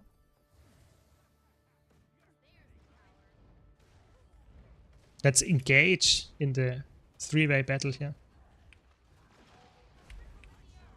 So I guess I go on the Ranger here. Just want a camp, let them 1-on-1. Oh, it's an X-Thief. That's annoying, I have to admit.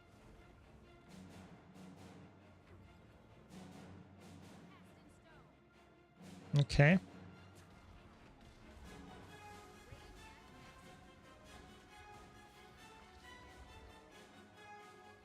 I'm not sure if this fight will ever resolve because we are all actually quite annoying builds to fight.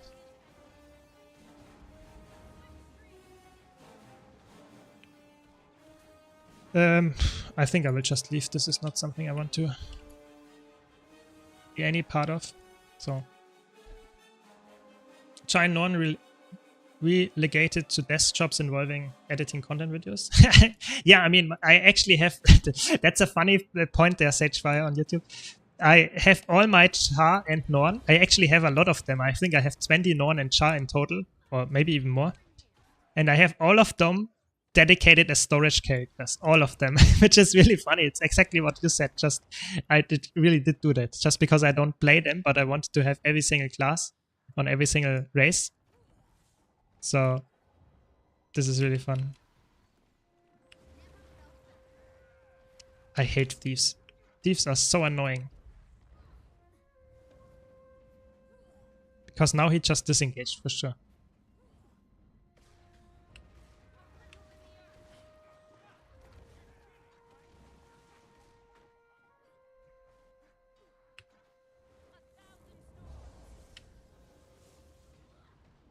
So annoying. I can't find this shit. Yeah, exactly. Ain't made human best looking in armor female model because in old school days too many young females were rolling over the characters. Yeah, it's true. It's true. The interesting part here is also... let me die. Yes, nice. The interesting part is also... a few months ago, they released the swimsuit and bikini stuff, yeah, on the Gem Store. I'm not sure if it's still there. And this was one of the highest months they ever got in sales. Yeah, which is really, really interesting. This outfit, this swimsuit outfit, because of the humans and how it looked on human and stuff, people bought a lot. And I'm talking about major amount of gems and stuff just because of this outfit. It was one of the best selling stuff. It was insane. It was insane. Yeah, it looks really bad on a Asura, I agree, but just saying, it's people bought a lot of that stuff. They're just loving that stuff. I don't know. And that's why I would say human, female especially, are the characters or race that is the most popular in Guild Wars by a long shot. I think if you would have to choose a random class with a random race and character design, it would be a female human guardian. This would be the highest amount of people playing. Yeah, I think that's the case. Yeah, I think Norn, people like Norn as well, but I think people, in my opinion, the Norn people in Guild Wars 2 at least are a bit boring. They are just tall humans. It's not something special. So I'm not a big fan, but I can see why people would like them, because they have some very specific characteristics that people might enjoy, if you get my drift here. But I'm not one of them, I have to say. I'm just playing the game for the combat and stuff. I'm not looking at specific physic effects, yeah. Exactly what we see here in Twitch chat, yeah. Chart tier 3 light armor in the battle mage best. Yeah, I think it looks really cool. I agree. I think the light armor I think all the cultural armors actually look really cool. I think they should do more of those if they have the capability. But I think designing armor is one of the things that takes the longest, surprisingly. So they typically don't do it that often. So I doubt it we will ever get more cultural armor, but I think it would be really cool. I agree. I think the next moneymaker for Anet, if they choose to do so, is a twerk emote. That would be insane, yeah. I mean, they could easily do it, actually. I think emotes, they are actually pushing out a lot of emotes recently, and I think they could easily do it and bring out some kind of emote like that. I'm not sure if they want to do it, but I think it would be amazing sales. That's true. Yeah. Yeah, I agree. The bones look definitely really cool as a shaman type. Yeah, definitely. But I was thinking about, I see the points why you wanted to add a new race. So, for example, a lot of people wanted to add the Kodan as a race, or maybe the Lagos, something like that, or maybe even the Quaggan, yeah, as a new race, as a playable race. But, and now I talk about it, I see the positives to get a new starter map that could be level 80 or stuff that people can start out there, that veterans alike, with all the new people maybe get access to some kind of new game play while still enjoying and leveling a new character. That would be amazing, like World of Warcraft that does it now and stuff. I think that would be really cool. I get that, and people would come back to the game just for playing the new class and the new race and see new stuff. But at the same time, I would say it's a very crazy development effort. Yeah. So just going for a new class would maybe lead to having to redesign all the old armor if you want to use them. Probably it's not even usable because most of the models are not fit to having a new, complete new race character design, just from the sizes and the clipping and how the head and stuff looks and the arms. So I think that would be really difficult. So they might not go for reworking all the old armor. But at the same time, what would you wear then? You would have to do all the new stuff, which would be really annoying that you only have 5 or so armor pieces. So I think it's for them just too much work. I think they will never release a new race just because it's too much effort for not that much of a gain, because people will do it at the start and play a new class, a new race for the first time. But after a few weeks, people will just go back to the old content and they don't have the new armor classes and that they can wear on them. So I think it's not that. I think it's not very likely, to be honest.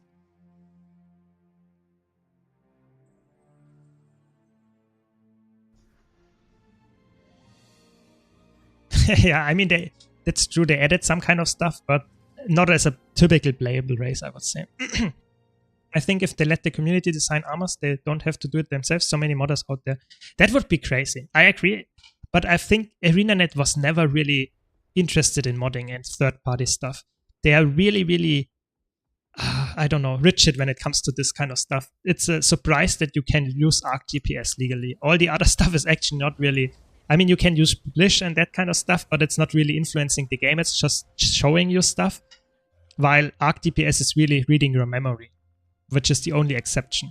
So I doubt that they will ever make something to the base code like creating new armor stuff by the players. I think that's not gonna happen, sadly, even though I could see the major advantages of pushing out way more stuff. Yeah, I see that. But I think ArenaNet is just too old school for that. I think they are not very modern when it comes to that kind of stuff, which is really sad. But I don't see it happening, sadly. Yeah. Yeah, that's true. We have community-designed weapons. That is true. But in the end, it was just the design. So they implemented the design without really giving the tools to the community. So they said, draw us or design us a weapon that is interesting. But in the end, we will still have to make this in the game. So we have to... No, this guy again.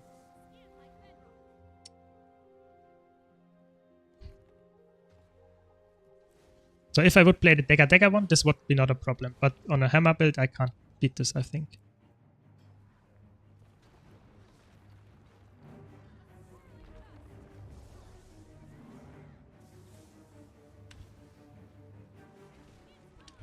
Maybe I can. Let's see.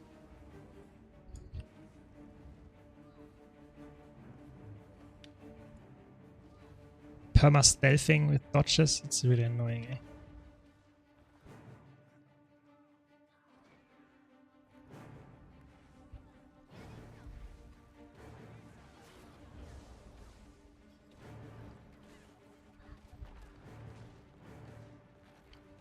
Maybe I can beat him.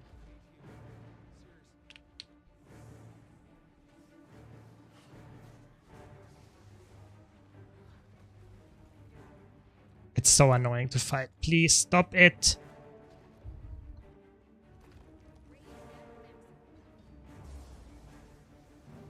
He's not even good. He's just jumping around all the time.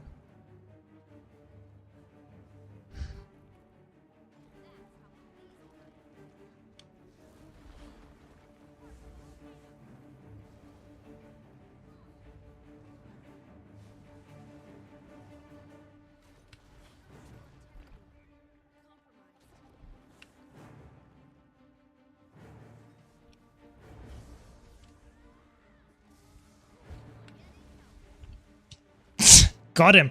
So annoying. Holy shit. Thieves. Got him, finally.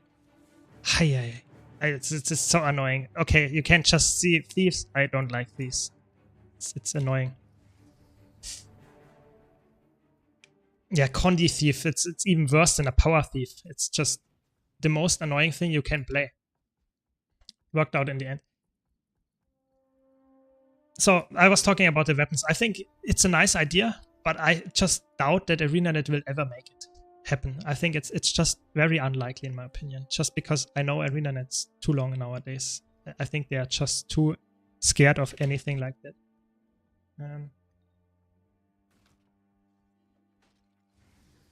But clothes or skins in general doesn't affect the game in case of hitbox or anything else. I think there's some way of potential in all of this, selling it for some gems, making extra money. I mean, it would be really cool. I had so many, to be honest, would have so many ideas how they could make more money by making the game better. So I think it would be optimal if you increase amount of skins, amount of armor and that kind of stuff by also making money. I think that would be amazing. Everyone would like that if they increase the amount of armor immensely and sell some of it on the gem store. I think that everyone would be happy about that because, of course, they have to make money. But if everyone gets more content, more skins to go for, everyone would agree that this is a good thing. Thanks for the follow. It's me. Thanks a lot. Really appreciate it. So, for me, one idea is to get more armor skins and that kind of stuff, or weapon skins that they, for example, the community could design, or they could just make it a little bit more like a modding system that people can easily design a weapon without having to completely, I don't know, understand the game engine and stuff, maybe. But what I also think would be really cool would be that maybe a lot of you know Path of Exile. So for example, you have some kind of skill in Path of Exile that has a base skin. but you can apply a skin to the skill. It would only be a skin for you. So in competitive modes, it would not change anything for the enemy to see. But for example, if you're an elementalist, why could not your meteor shower be, instead of meteors, could be some kind of ice rain? So it could be something like icy meteors. So it looks completely different.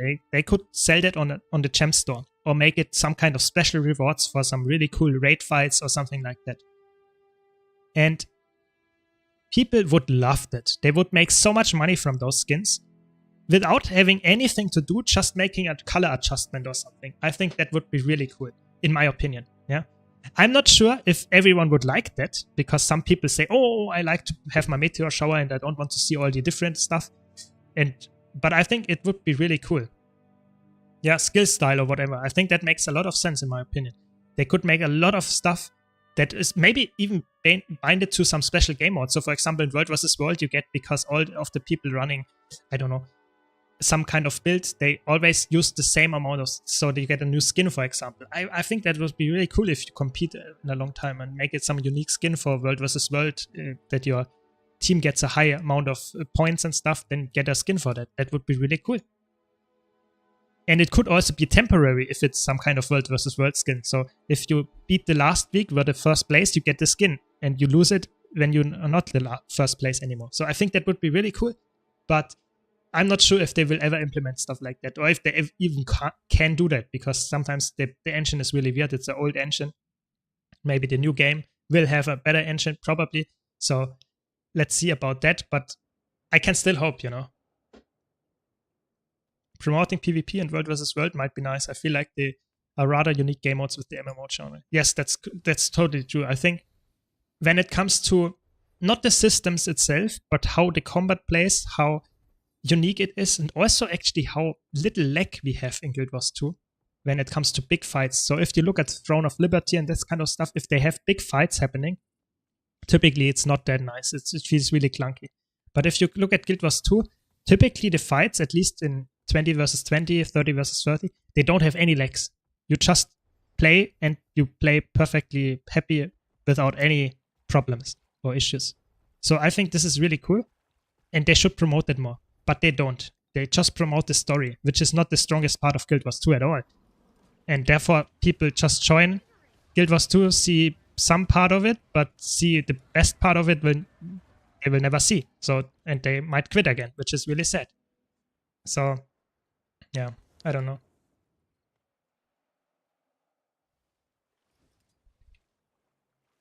I'm not sure. I think Guild Wars 2 is just too old to promote PvP anymore. I think MMOs and PvP is not really happening anytime soon. Guild Wars 2 was never promoted as that. And World vs. World would be a really nice way, but I don't know. Giving rewards to selected looks based on World vs. matchup is not even close to an engine capability. It is server-side capability because it's player data more than engine capability. Maybe, I don't know. I'm not an expert on that, so I can't give you any feedback on that. You might be completely right there. But I'm just saying that this is maybe something that they don't want from a mentality perspective. They don't want to give rewards based in World vs. World on how well you perform. Because they did that once and they never did it again. So I'm not sure if they will ever do it again. And I would like it because that would give more meaning to winning a World vs. World matchup. But people apparently don't agree with me, or at least ArenaNet doesn't. So I don't know. Yeah, I agree. I think World vs. World is a really cool game mode. I think they should increase the amount of stuff that you can play in World vs. World and the fun and how easy you can get into. Yes, for sure. But sadly, ArenaNet doesn't really advertise or promote World vs. World too much.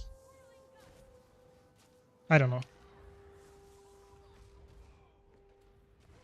I'm always sad to see that World vs. World is such a great game mode, but ArenaNet doesn't promote it at all, which is a bad thing for me. Yeah, maybe in Guild Wars 3. Maybe in Guild Wars 3. Yeah, you're right there. Maybe. But it is, even if it comes out, it will be years away. So we have to wait a long while to make this work for sure.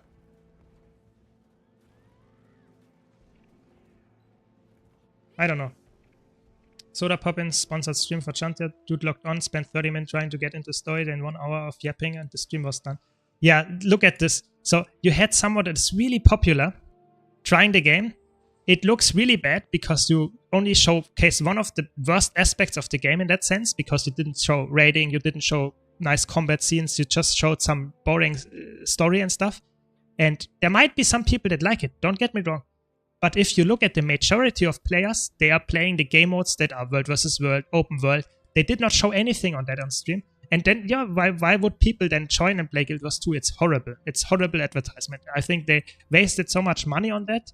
And it actually was negative advertisement because a lot of people then saw, oh, that's not the game for me. But it might be the game for them, but they did not show the part that is interesting. So I think it's horrible, the amount of, I don't know. I think the advertisement and the promoting of ArenaNet is one of the worst in the whole world. I have to be honest. I would really like the game to be better promoted, but it sadly is not. Yeah, that's just the truth. I do not believe they have the manpower to do so. Yeah, I agree. I think the thing is they have a lot of. They actually are now at the highest amount of employees they ever had almost. Which is really interesting because you can't see that. There is not enough content put out, in my opinion, to make that really reasonable. So maybe they are really working at 80% of the employees working on another game, which would be really interesting because they did not confirm anything about that. But I made a YouTube video about that, just that. So maybe it's correct. Maybe it's really Guild Wars 3, but maybe I'm coping. I don't know. World vs. World was starting in 3 days, so there's that at least. Yeah, that's correct. I'm really hyped about it. I will play a lot of World vs. World during the World vs. World rush, just because I really enjoy World vs. World when there is a buff even more. So, yeah. What build are you using? So I'm currently playing Hammer Catalyst. I will release a build guide next week about it, so don't worry. I will explain it in detail, but it's a really fun build. It's really good. Some nice damage, and I think it is a very good Roma right now. No, it's World versus World Rush, not Push. So that means that you can get 100%, so the doubled XP of World versus World. So it's really, really good.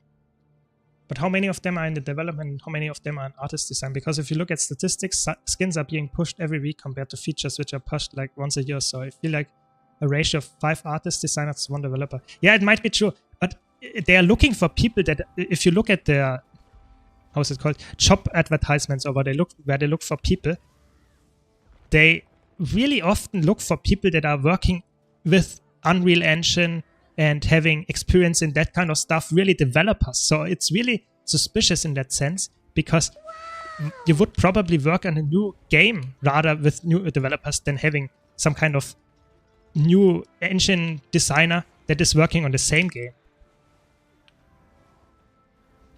I'm not sure. Oh, that's so hard. That's one of the toughest matchups. I think I will lose this one, yeah.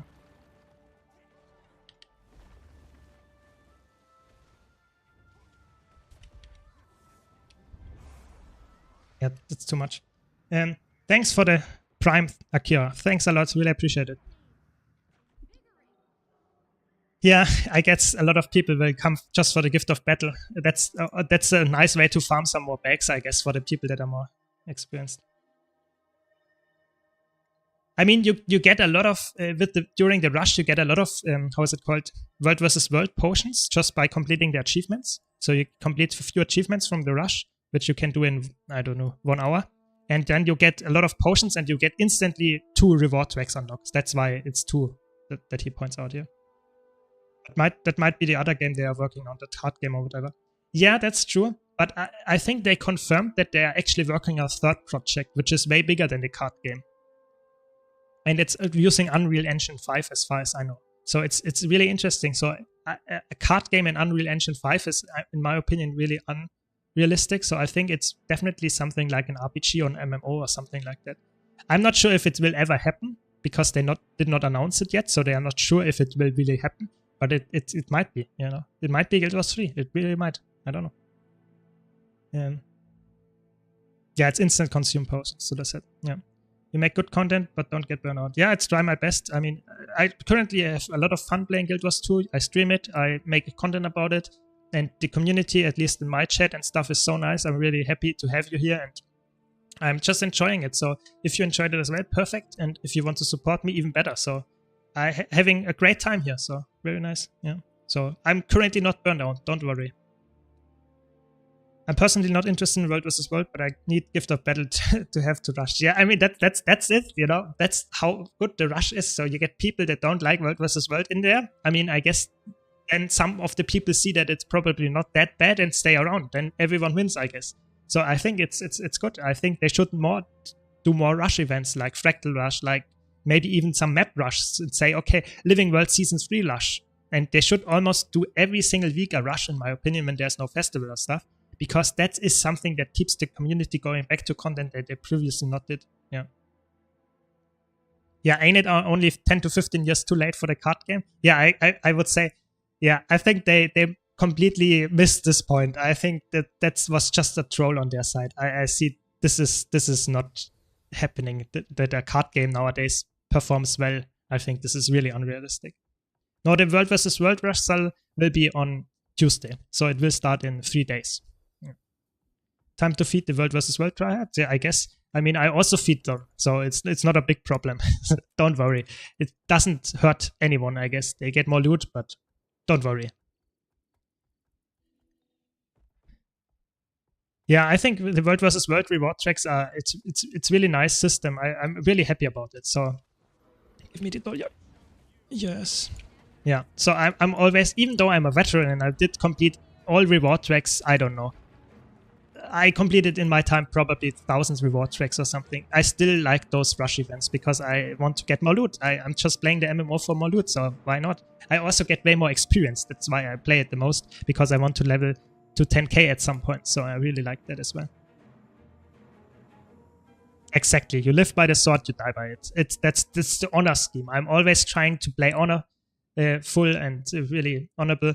And I think this is the most fun thing about World vs. World, is just not taking it too seriously. Try to have fun, try to really play as good as you can, but if you die, no one cares in the end. It's just a game mode you can respawn. It's not like you lose all your gear, which would be then something that is a little bit more concerning for a lot of people. But it's not, so don't worry. Thanks, by the way, for the follow, Alensky. Didn't realize it. Thanks a lot. Yeah, so I think it's World vs. World Rush is one of the best rush events for sure. Yeah. Yeah, I think getting back into World vs. World during a rush is even better than normally, because you have so many people that are joining. Typically, which is obviously might be a bad thing, but typically you have queues on every border during the World vs. World Rush prime time, which is really cool because you see that a lot of people are actually interested in that kind of stuff then. And I'm really happy that they make more content like this with the rush events. Yeah. Yeah.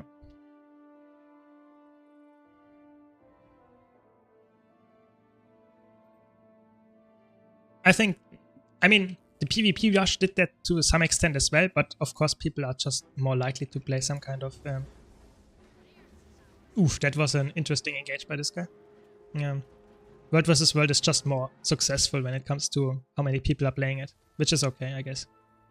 Also, World vs. World allows you to play a wide variety of builds. You don't even have to Dryad. You can play Core, Enchi, DH, Mesmer, Necro, and just pull people for loose. Yeah, that's true. I mean, I think World vs. World is like the sandbox PvP game mode that everyone likes. I think most people enjoy playing around, having fun, trying different things without too much of toxicity or just too much on the line. I think this is really cool. I like it as well. I play a lot of different builds, try out different roaming builds, try out different Thurks builds and that kind of stuff. So I'm always happy to test more stuff. So I totally agree with you there. Not by the people I encountered yesterday. I was more like, live by the waypoint, run not using the waypoint. Yeah, sometimes people are really scared and I don't know. Sometimes they do that. I don't know. Everyone plays a little bit differently, I think. As long as you don't play Condi Thief, I'm happy. No, I'm joking. You can also play Condi Thief, but at least don't fight me then, please. It's just annoying. I'm going to play Spear Staff Spellbreaker. Should I get Relic of the Midnight King or something else? Yeah, I think Relic of the Midnight King is a really good one. It's just so strong on that build. It's really, really good. Yeah.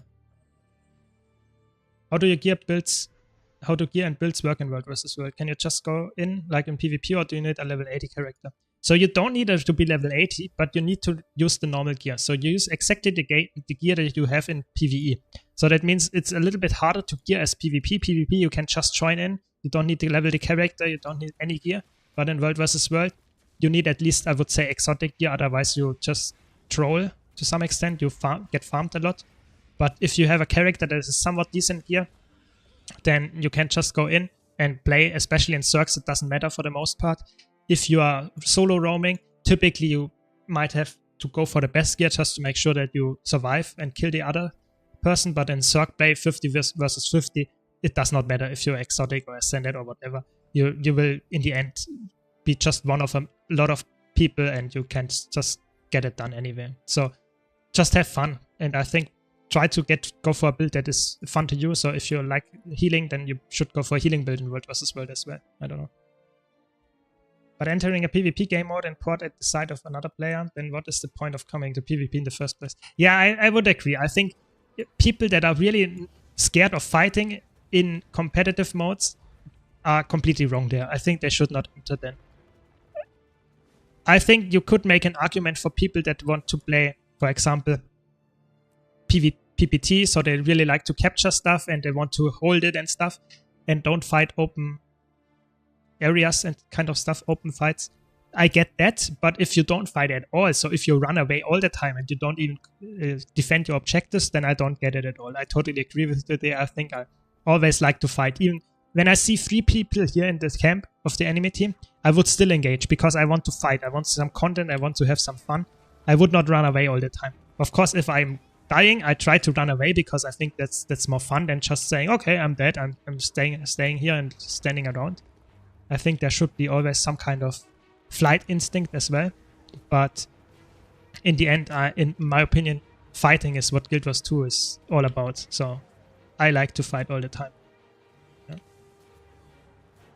But how do they hold stuff if they port when someone engages them? I don't know.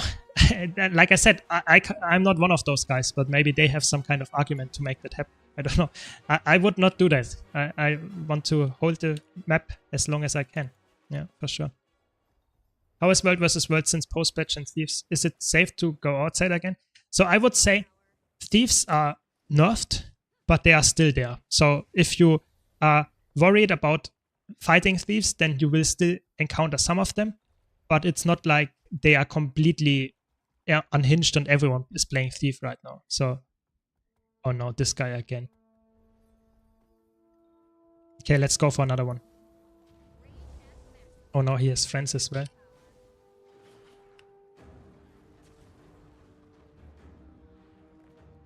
No friends. Okay, that's good.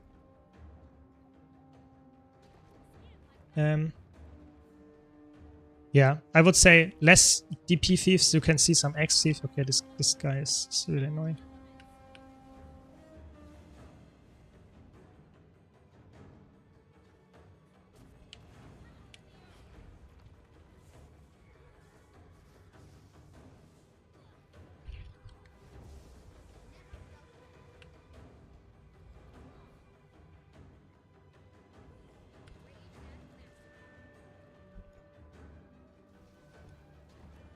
Oh, I have to concentrate so hard for this fight.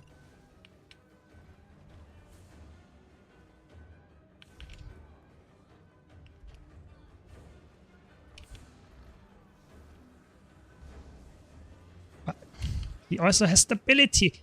I tried to interrupt him and he still has that shit.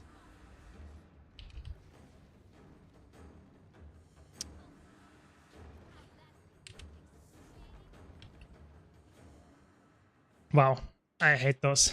It's just annoying. Who plays that? Sadly, you don't have enough burst. Yeah, this is annoying. He just kills me because I don't have enough cleanses, and he just dodges around all the time in stealth. It's really annoying.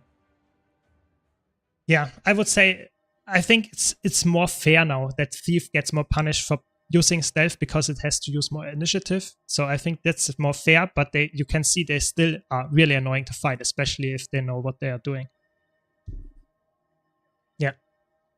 Yesterday I saw Idle player just standing in the middle of open field, and then I saw some Emily Daredevil running by and just left that silly bastard alone. Yeah, I don't know. I think I'm not a big fan of Thieves in World vs. World just from the play. I don't like the playstyle. I want to fight someone. I want to see their attacks. I don't want to try to catch them all the time. I think that feels so annoying. You know, I pressing 10 buttons and only one of them hits. That feels really bad. I would like to have something that I can, okay, I see an attack, I dodge it. I see an animation that I want to interrupt, I interrupt it. I don't want to have someone that is stealthed and I want to count and see, okay, in 2 seconds there will be an attack happening. I don't like that. I think this is just some kind of RNG playstyle that I don't really enjoy. Yeah, it was the other guy that was shooting at me as well, but it was just really annoying to fight in this open field. If I had some more kite potential, so if I had some more stones to run around and some LOS, he would not have won that. If I have LOS, then he has to engage and come close to me and he will die for that. So it was just unlucky in that situation, especially when his friend came to help. Yeah, for sure. But it doesn't matter. I don't mind losing. I just don't like fighting really annoying fights. So, you know, if I fight an honest one-on-one and I lose it, I'm totally up for it. But if I fight against a thief that is just really annoying me with the permanent stealthing, I really dislike that. Yeah.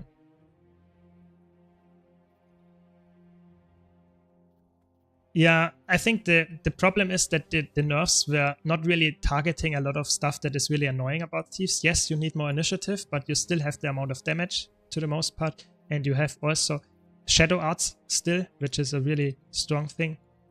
Again, which is a really, really broken trade line. I think they should have nerfed that instead.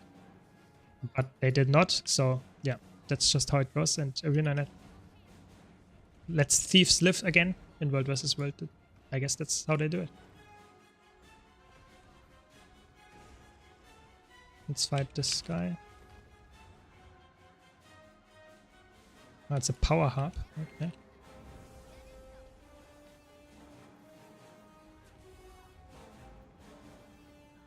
Oof.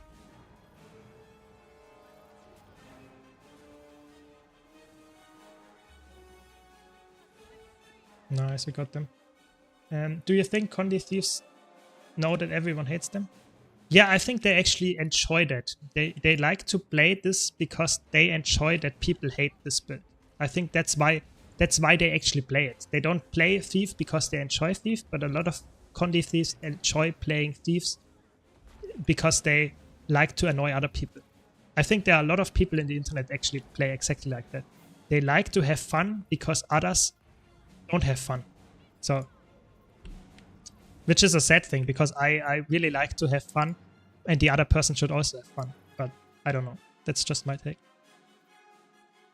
Exactly, yeah.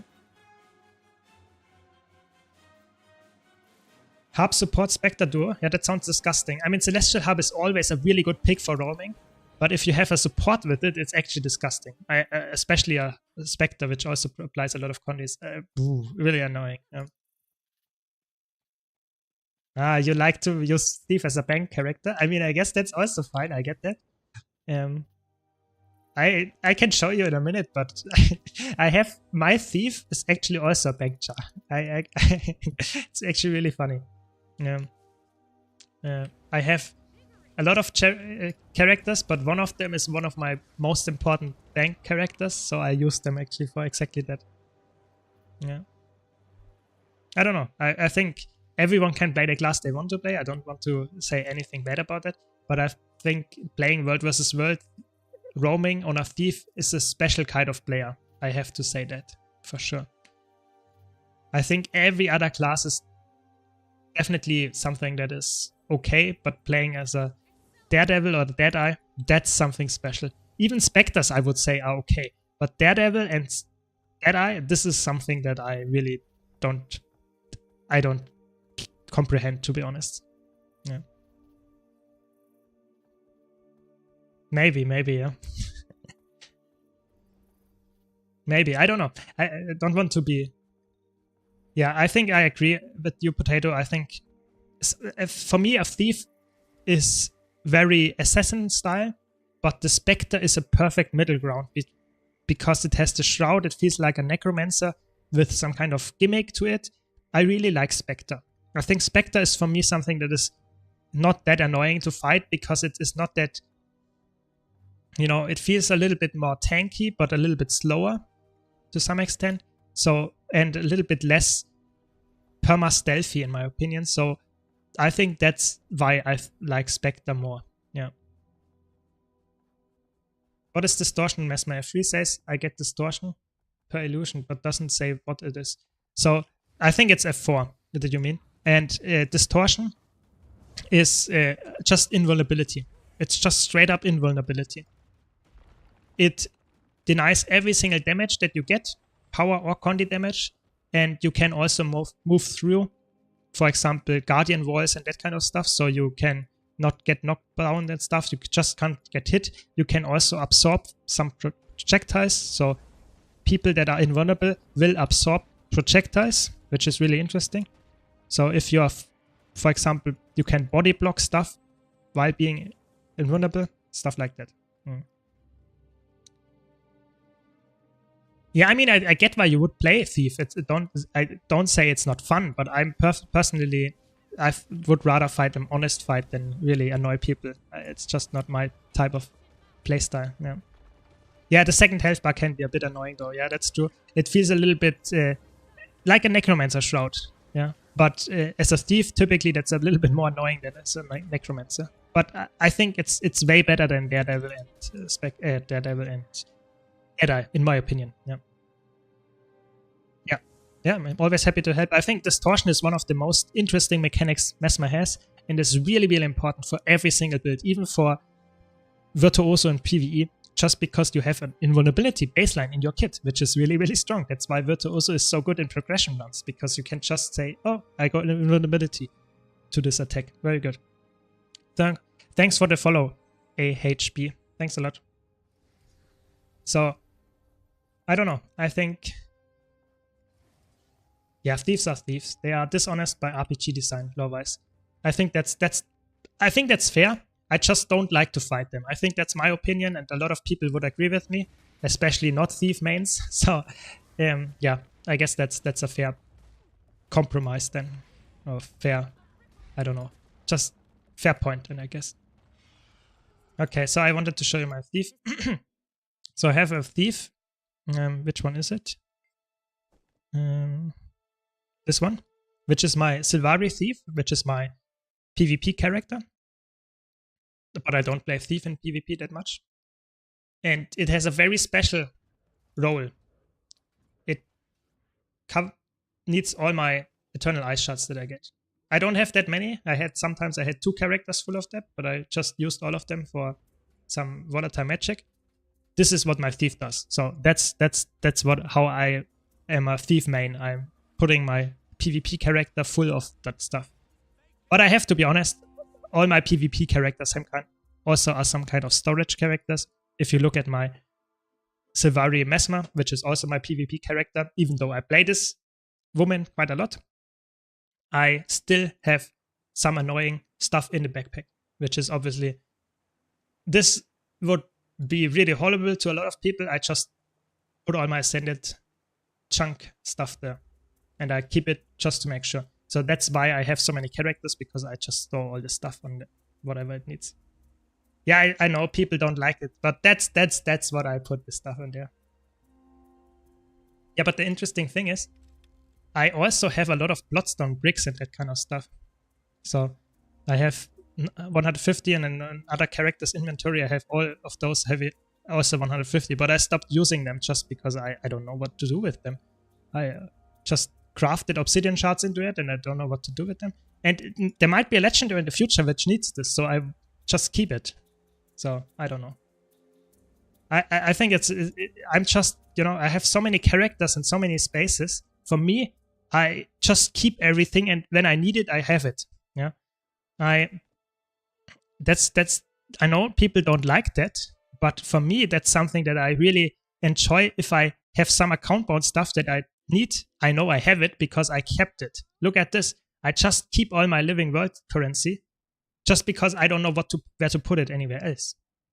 So does the game really need to shit out that many Bloodstone empty? Yeah, it shouldn't, but it does. And so you have a lot of that chunk lying around if you keep it. If you throw it away, you don't. But if you look at this, I have way too much of that stuff as well.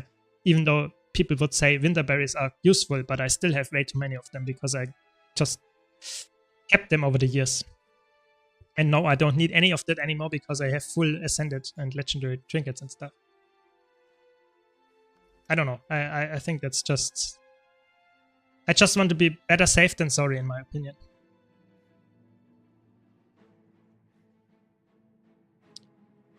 When I was a new player, inventory management felt like the real endgame boss. Yeah, I think I tried to make some guide about how to manage your inventory.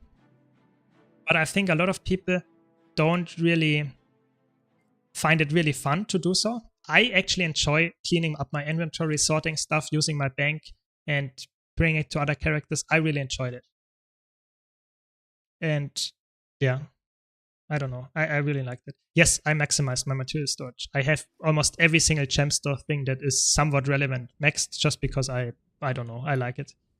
I also have on my bank still some spare leftover X-slots and templates, that kind of stuff, just because, I don't know, maybe I need it. So I am someone that really likes to collect stuff and save it, but I definitely would say I can see why people don't like inventory management in Guild Wars 2. Definitely, definitely. But I don't know. It's just my take on the matter. Yeah. Interestingly, I never had inventory problems at the start. Only now it starts to get annoying because of all the gizmos, portal towns, and achievement stuff. Yeah, I think if you start getting a bigger inventory and more shared inventory slots, you can get used to how to make it work. So this is my PvE main character. If you look at another character, for example, my Necromancer that I use often, but is less of my main character, I only use it for instance content for stuff, then you look at my inventory, it's really clean. It's really, really clean. But to get to that point as a new player, it might be a little bit annoying. You have to know what items to delete, what items to save, what items to put on another character.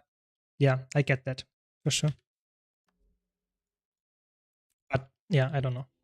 So if you look at that, my inventory here is very clean. I always try to keep the upper part clean and only use 2 invisible slot bags in the bottom where I put all the stuff that I get all the time. And then it doesn't, when I go on compact, it doesn't go up.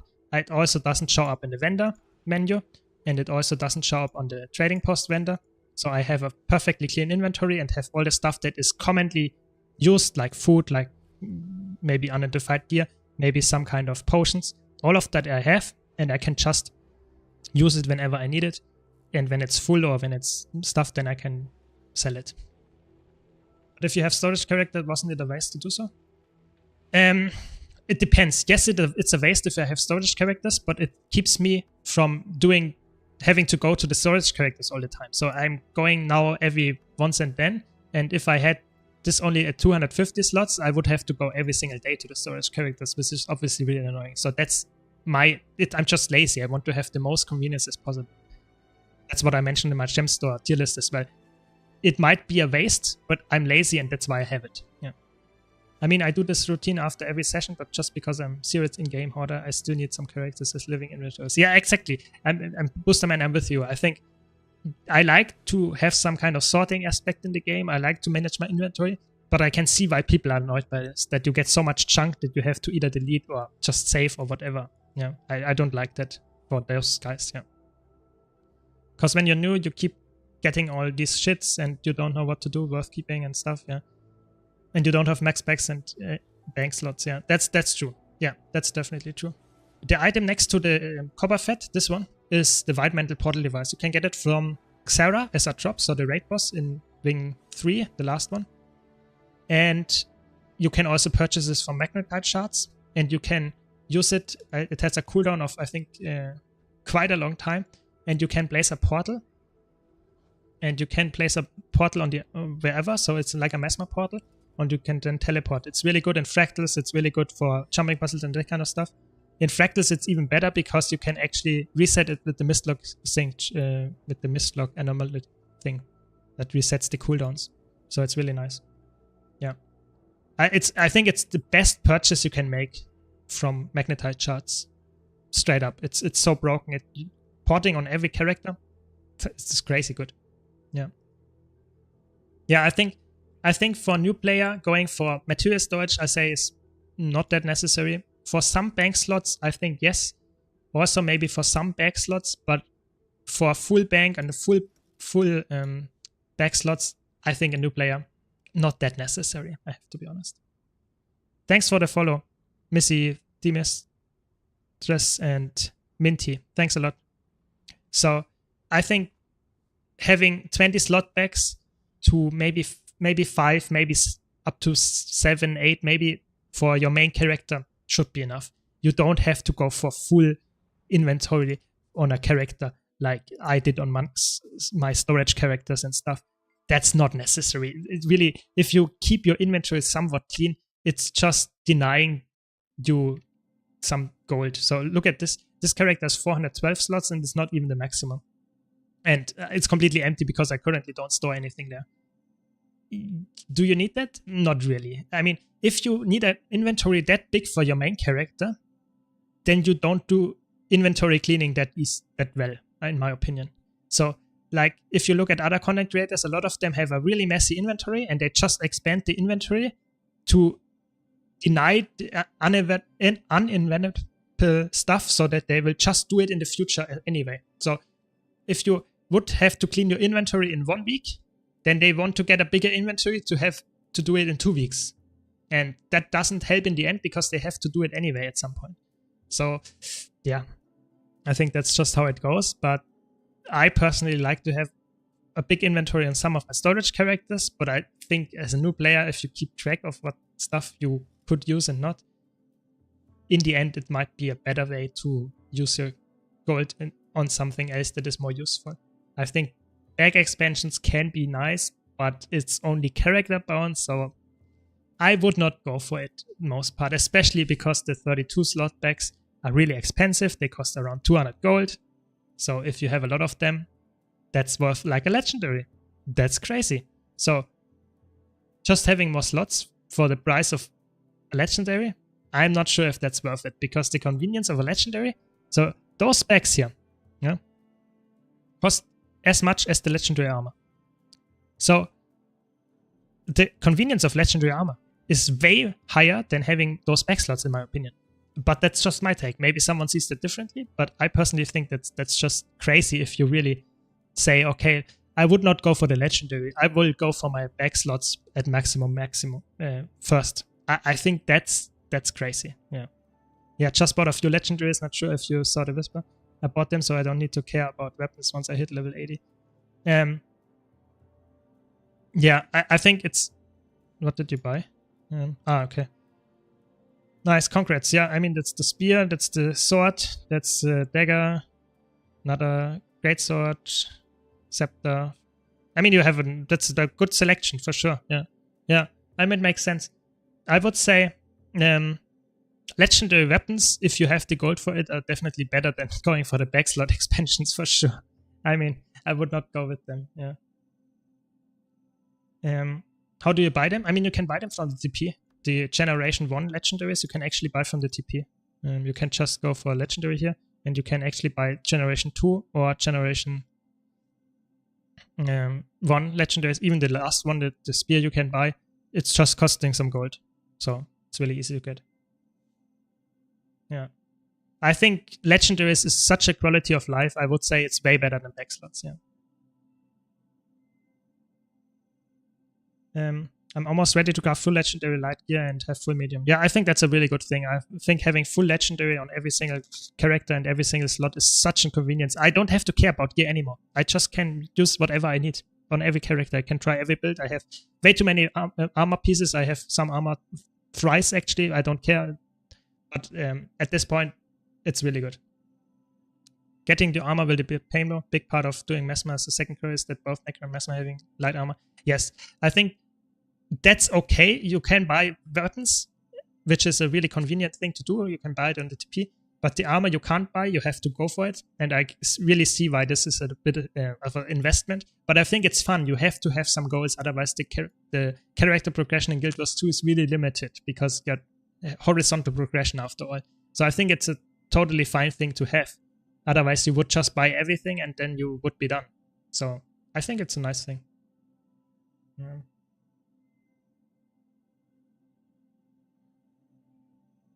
Thanks Thanks for the follow, Viper. Thanks, really appreciate it. Let me quickly read something.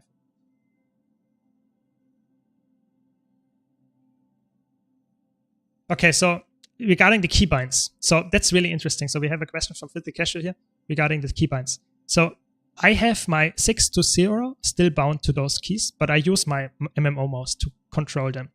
So I'm using my mouse button to get, for example, the healing skill and that kind of stuff. So I don't really press the 6 on my keyboard. If you don't have a mouse like that has so many buttons, then I would recommend you to check your keybinds in your keybind settings and check which keybinds you actively use.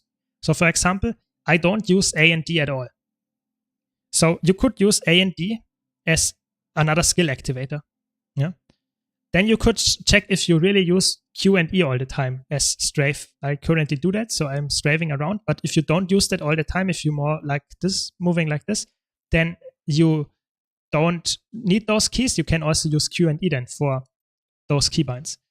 And what I really like, coming from other MMOs as well, is to use Control, Shift, and that kind of stuff to alter your input. So if you're using, for example, Control A, it's another attack. So that might help you as well. I think that's the biggest tip I can give you is regarding that. Just try to find keybinds that are close to your hand on the left, so that you can make it work for more buttons to press without going over the whole keyboard and stretching your hand too much. I don't know. World versus World armor takes like 22 weeks or so because of time gate. Yeah, that's crazy. Yeah, I mean, it's true. But all the armors actually have some kind of time gate. So if you go for the open world armor, you have to do the meta events and you can only get some part of it per day. So that takes also some time. The World versus World one has the tickets that you need. PvP one has the Ascended Shards of Glory, also some kind of time gate there. However, you can get it actually quite fast if you really grind hardcore PvP. And the raid one has also some kind of gate, of course, because you need the LIs for it and you can't get infinite LIs per week. But I think the fastest, if you really go try hard, is probably the raiding one. The time gate there is actually quite decently doable now with 8 wings out there.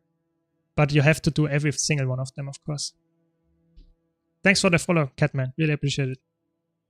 But that's just my take, of course, yeah. Yeah, I have bound shift to my mouse button and 1 to 5 are bound to shift 1 to 5. Yeah, I mean, that makes sense. So I think it's really nice to have some kind of keyboard like shift or control that alters all your buttons that you press normally with 1 to 5. And that's very commonly used in a lot of MMOs. Guild Wars 2 actually doesn't have that many buttons that you need to press. But if you play World of Warcraft, Final Fantasy, you typically have maybe 20, 30 skills that you might want to use at some point. So you really need those shift and maybe even alt and maybe that kind of stuff, control, to amplify your keys. Yeah, for sure. Is it beneficial to craft new spear to sell it and then use that gold to craft other legendaries since I have legendary spear already? Yes. If you want to make profit, yes, you can craft the legendary spear and sell it and then buy, for example, another legendary, which is cheaper to buy. And you might even get 1, maybe even 2 if you're lucky, legendaries out of the gold that you got from this.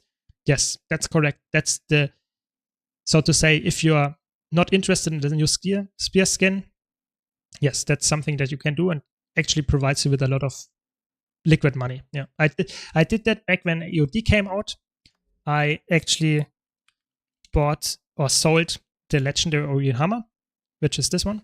I bought this, or I crafted it as one of the first, I think 3 days after the EOD launch. I crafted it sold it for 5k or something, and invested that money again in some new legendaries. So that's always something that is definitely worth to do. Yes, always. If there's some expensive legendary, sell it and buy cheaper ones. I think that's always worth it if you don't mind the skin. If you do wing 5, 6, 7 each week, you get 9 LI per week and you need 150 per week.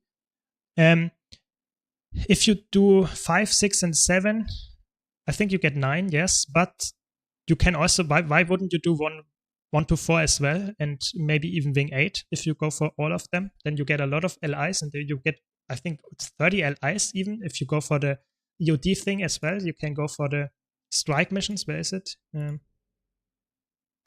Where is it? Strike missions? Here, strike missions. You can go for the weekly content strikes and you get 1 LI as well if you go for all 4 of them. And you can actually get all the LIs that you need there. Yeah. Yeah, for the raid wing, for the coalescence one, you need the 5, 6, and 7 to be cleared. Thanks for the follow, Sneezefeed. Really appreciate it. So we have a question from YouTube. So how long does it take to World versus World Legendary Armor? It takes over 21 weeks. So that means even if you go full tryhard. So typically around, at least 5 months, which is crazy. Yeah. So World versus World Legendary Armor is one of the slowest, but even if you go tryhard, because you can't really, you need those tickets, those World versus World skirmish claim tickets, and you just can't get enough of them for going for the whole thing. So it takes a while, but you will get there. You just play the game mode that you enjoy, if you enjoy World vs. World, that is, and in the end you will probably get there. It just takes a while. Yeah, that's the thing. Thanks for the follow, Jasko. Really appreciate it as well. Yeah, so that's my take on the matter. You should always go for the legendary armor that you enjoy the game mode the most. So if you're a PvP player, go for the PvP one. If you play a lot of raids, go for the raid one. I think of course I can see the argument that the time gate is annoying, but if you enjoy the game mode that you are playing, the time gate is not that much of a problem. However, if you play like me and play every single game mode, you can also go for 1 piece of PvP, go for 1 piece of World vs. World, go for 2 pieces of raid of stuff. That can be beneficial in the end to make it faster, because you can do every single time gate at the same time. But that, of course, requires a lot of investment in every game mode. I get that. Just saying. Yeah. What is the best, fastest way to get legendary accessory and rings? The best and fastest way? There are not that many options there. You have on the legendary side of, you have accessories, you have vision and aurora. That's it. You have to go for them.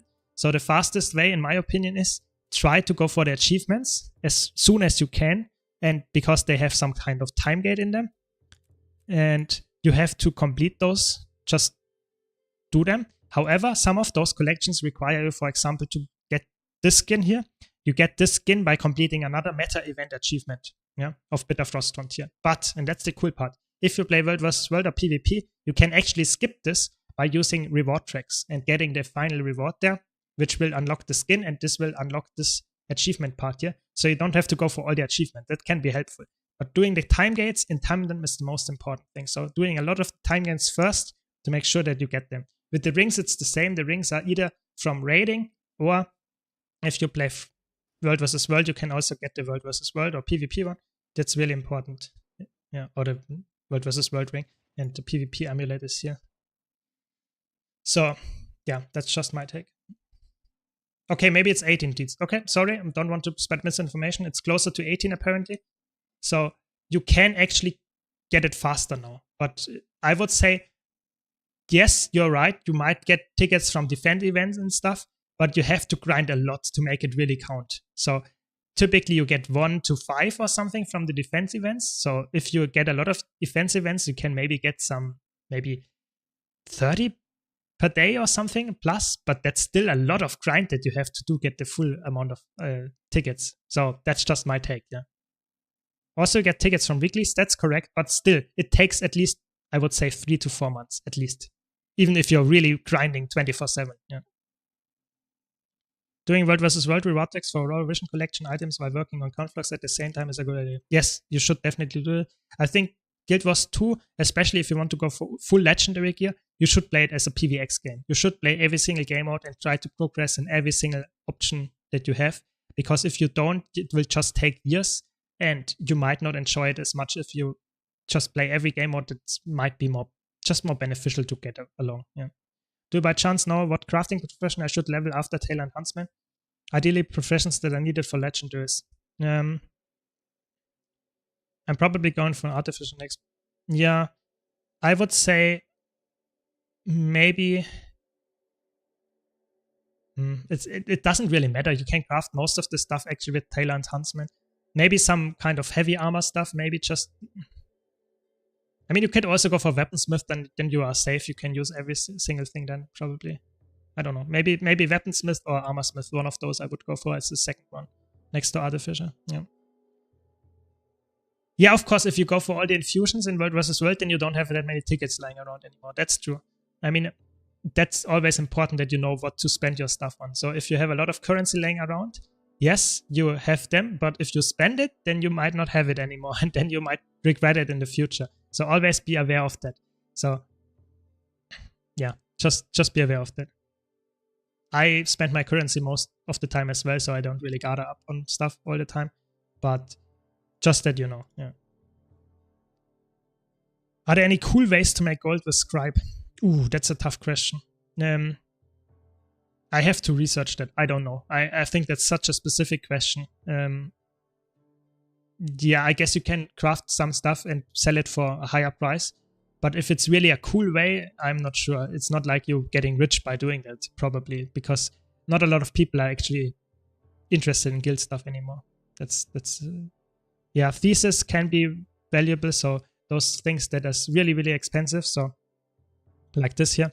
So writs, and you can also go for the writs that are like the ascended stuff. So where you put down a feast in front of everyone and everyone can use that, because this is really expensive. Those writs are really, really expensive, and the feasts are even more expensive. So, or useful at least, and therefore really valuable to craft if you know and you can craft it. Yeah. I feel like you don't need most things anymore because the guy in the moon camp crafts many things for Ecto. Yeah, but the thing is, you should be careful there, because this guy has a fee. So you pay more stuff than you would normally if you craft it yourself, because he takes some Ectos as well. So as some kind of tax. So don't use that too often. I would rather do it myself. It's really important. I mean, yeah, I think you can recover when you craft all the items that are somewhat worth it to craft.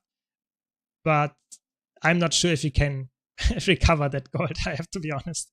I think it's not something that works really, really fast. I think the other crafting stations are way more efficient to craft stuff because it's just more common to sell.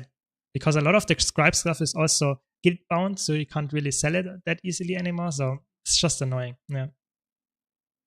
Exactly. You can try to write other people's thesis. I guess that's also something that you can go for. I don't know. I think this is really important that you understand. Guild Wars 2, you spend gold to stuff like scribe, like leveling stuff. You should not always expect to get a return out of that. So, for example, if normal people by the end is up their extractor because they think it's an amazing quality of life, I have to say, most people will never recover the gold that they spent in this. Because this costs so much gold, you have to calculate how much items you have to extract to make that worth it. That's a lot. You will not recover that. So in Guild Wars 2, you spend your money all the time on stuff that is more convenient for you, or you like to have, like a kind of an achievement. But it's not like you invest into something to get more out of. That's very uncommon in Guild Wars 2. Most of the time you invest gold to get more quality out, but you don't get more gold out. That's just not how it works. Yeah. Is there a way to get infinite gathering tools with gold, aside from gold to gem conversion? Nine. I would say the only reason you can get those, the only thing that you can get them from, ascended infinite gathering tools, however they are called, is with the gem store. That's the only way to get it. But I think you can still get it with gold to gem conversion if you want to do that. I think the legendary or the gathering tools, yeah, you could use statuettes, but you have the same problem then, Cupcake, because where do you get the statuettes from? From keys. And where do we get keys from? Mostly from gems. Yes, you can farm keys, you can use the keys on your blackline chest, get statuettes and buy it then. But to be honest, it takes forever to get enough to get a full package. But you can do it. That's a good point there. You can use the statuettes. Yes, I personally would say so, Cyan. I would say so. If you spend gold on the gold to gems and buy it then, it's like buying the gathering tools with gold. I think that's my point. I would do it like that. But if you don't want to convert gems because it's a bad you know, how's it called? Currency exchange rate at the moment, maybe, then I get it. Yeah. Yeah. So I would say I agree. I personally would say spending gold on a gem store is really cool because you in the end just buy it with gold anyway. But if you don't like the rate currently or you don't want to engage with that stuff, I don't know. Yeah, you can also buy, of course, the deluxe edition, like Chasko points out here. But if you don't want to spend money or don't want to spend gems on that kind of stuff, maybe it's not that valuable for you. I don't know. I mean, it's a goal. I'm not sure if the infinite gathering tools, to be honest, are that important. Yes, I see they have some value, but I'm not sure. You can also just go for the,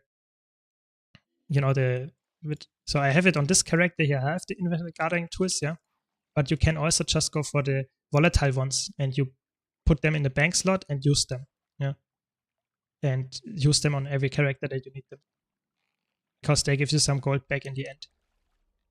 You can do that.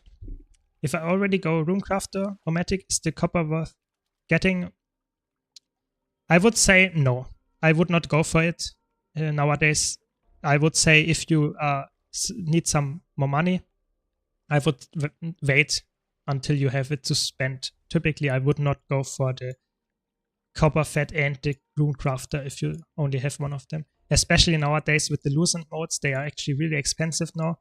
And the copper fat, these ones here, gives you less of those. So if you have the Runecrafter, it gives you way more of those. So that means in the end, I would say the Runecrafter, if you have it already, I would not go for the copper fat, at least in the beginning. If you're like me and want to min-max, then yes, go for it. It's the better option for some things, but for the short term, I would say it's not necessary. Yeah. Exactly. Copper is the best for savaging blue. That's straight up the answer. It's also the best for savaging green if you can extract the rune first. For example, if you do daily fractals, you typically get greens that don't have a rune on it. Then you use the copper fat as well. But that's very specific. Just wanted to point it out.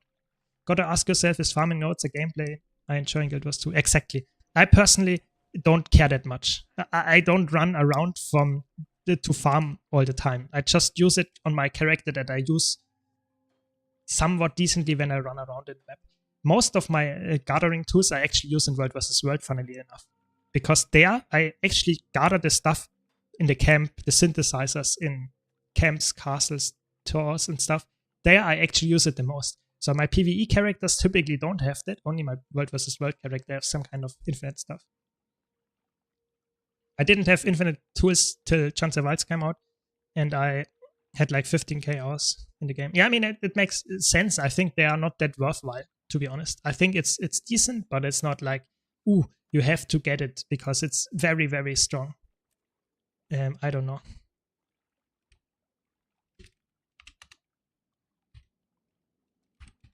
Let's do a strike mission now. Yeah, I think the infinite gathering tools are just quality of life. It's not like really giving you a lot of gold back. So I don't know. My tip, if you don't want to switch them, which is a really interesting tip, if you have 3 shared inventory spaces, you can put them there and double click them every time you use them on a character. So you would do it like this. You have 3 spaces where you put 3 normal gathering tools in. And then you are on the character that wants to use the infinite tools and you double click them. And then you switch around, and this helps a lot. I can show you in a second. So you put the 3 volatile ones in the shared inventory, and whenever you want to use them, you double click them. And they go out then. But the other ones go in. And as soon as you swap to another character, you double click them again, you have the volatile ones again in there, and you go to another character, double click them, and you can do that. That helps, but if you know the tip already, it's for sure more annoying than having them permanently on your character. So I totally get that. Yeah. Just wanted to mention that tip for people that don't know that. That helps to some extent as well, of course.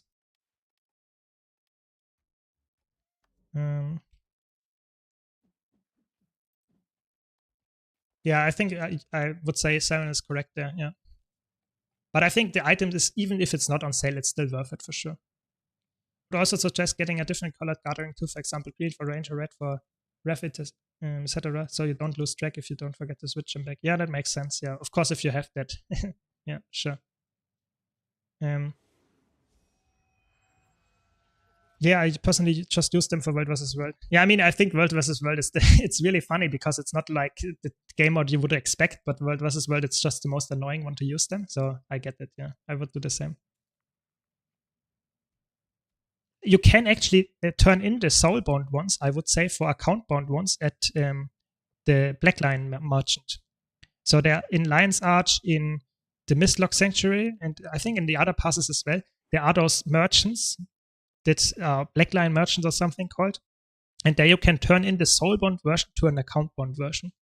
So yes, you should do that so you can use it on every single character. Yeah. How hard is it to get into strike missions when you have no mates in this game? Not hard at all. You just, for example, you just join. Typically, you start out with Ice Saga strike missions. So if there's an LFG up like IBS 5, then you just play it as a new player and you will be getting through very easily. There are some harder ones, like the EOD ones can be a little bit harder, but it's not that hard. So you definitely can get in there. I was thinking of min-maxing gathering because some tools harvest far faster than others. Yes, that's true. That's definitely true. You can go for the Cliff of Industry, which is just increasing the amount of speed. But you can also go for the volatile ones, which gives you more loot. You can also go for the reaping ones, which will gather every single thing in a area around you. Takes a little bit longer, but it's really good because it gathers everything all at once. That can be really good if you are at a gathering spot that needs a lot of gathering. So there are a lot of nodes clustered together. That can be really good. Yeah, just wanted to point it out. Always keep a set of crappy gathering tools on character I'm not playing, and then I can just double click the tools. Exactly. Yeah, exactly. That's what I would also do if you want to switch them around all the time. But like I said, it's, in my opinion, not that necessary. I personally just have, because I play way too many characters and I don't care that much, I just have some kind of spares on the, on my bank tab and use them there. But if you want to min-max, you would put the infinite one up here and double click it whenever you want to switch it. Now let's see. Yeah. Exactly. So that's just, I think the gathering tools in Guild Wars 2, in my opinion, should be something like that you could equip, like the legendary gear. So you could say, okay, this is like the legendary gear has this infinite sign there, and it's bound to my account. I can use it on every single character. That would be amazing, but they would of course lose sales, so that's why they don't do it.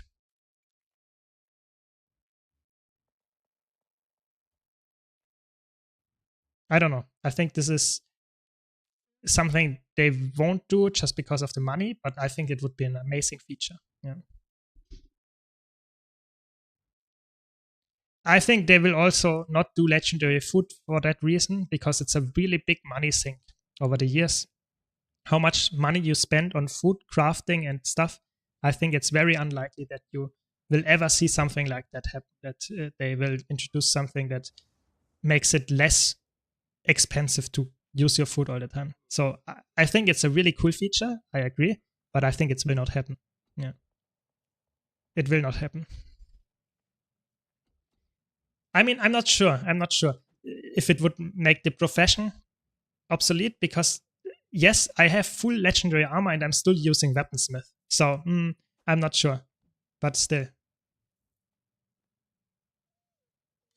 I would say it's definitely not happening. Yeah, I think they have to have something that. How long do we actually need to get this done? I don't know. Crafting is really important in my opinion, because it not only provides you with some kind of way to level up, have some interaction with the crafting stations, but it also provides you with a gold sink. A lot of people put stuff in the crafting to get something else out that is then used, for example, as food, as a legendary stuff, and then it's gone. It's like deleted. So we counteract inflation with that stuff. It's really important. Yeah. I agree. I agree. I think they will never do that because of that reason, for sure. Yeah.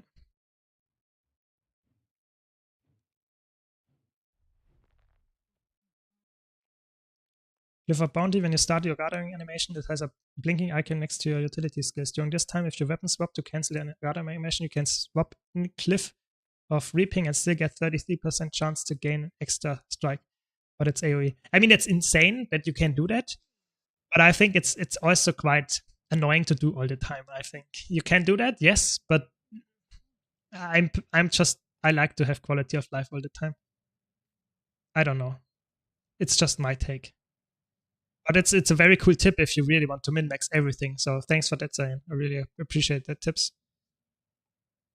I don't know. How long can you take, please? Okay.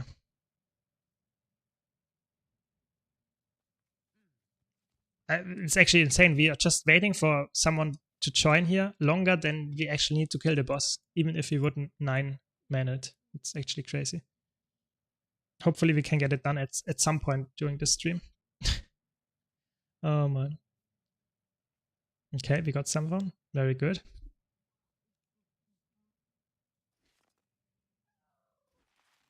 Okay, hopefully we can finally get the kill here. I think there are a lot of things in Guild Wars 2 that are niche that you should know at some point. Yeah, fastest strike queue ever. Yeah, it's true. It's actually insane. Even though it's daily, no one joins, or the people that join leave after 5 minutes. I don't know what's going on. Please come in.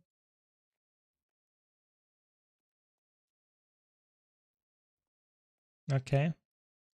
One tip that I can give you for this strike mission is there is a second boon strip happening, or a delayed boon strip. So please don't spam your boons in the first 5 seconds of this fight, because it will get stripped and I will lose, for example, my alacrity, and I'm really sad about that. So please use the boons after the strip happens.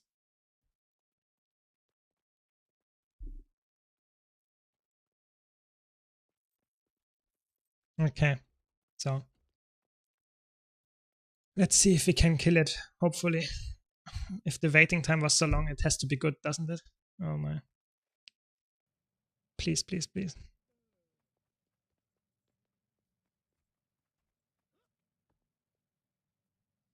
Well, like you said, it's daily. People come in for the daily. They come after the daily ends. There's no chance to do the next in 10 minutes. Yeah. I hope so. I hope so. Wait for the boon strip. There is it. And we can start the fight. It's really annoying. They still did not fix the bug yet, but it's really important that you just wait for the boon strip, because if you don't, you spam your boon skills. Maybe you only apply one application of the boon and it will get stripped, so your party will not have it for the next 30 seconds. It's really, really bad. It's really important that you wait for that.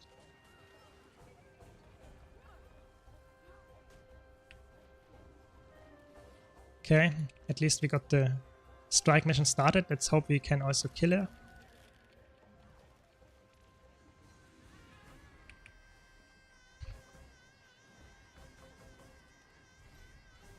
Okay, okay. Looks good. Oh, no CC here. Oh no. Guys, please, CC.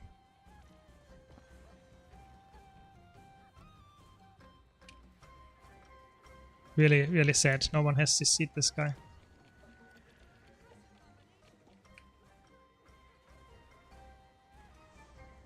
Okay, we got it finally. Very good, very good. I mean, you should expect that at least after, I don't know how many years EOD is out, that we at least have people that know that this boss is having heavy CC stuff requirements. But apparently people still don't CC. I'm top CC and almost top DPS as a quick DPS. So I think Chronomancer is still good, guys. Don't worry, it's still good.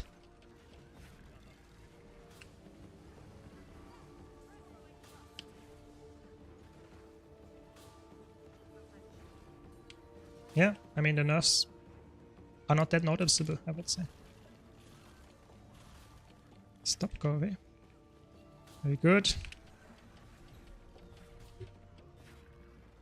So I always use my CC skills, can go to this guy to make sure that we get some nice DPS as well, and then my CC skills are somewhat off cooldown again and I can use them again.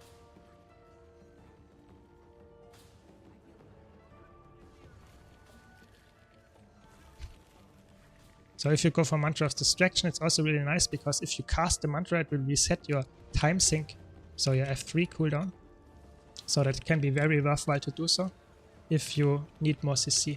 So always use the second charge as well to reset, you see, and pop, reset. Very nice, very helpful in some situations if you need a lot of CC. So you can spam your F3 more often. And here for this fight, always please move.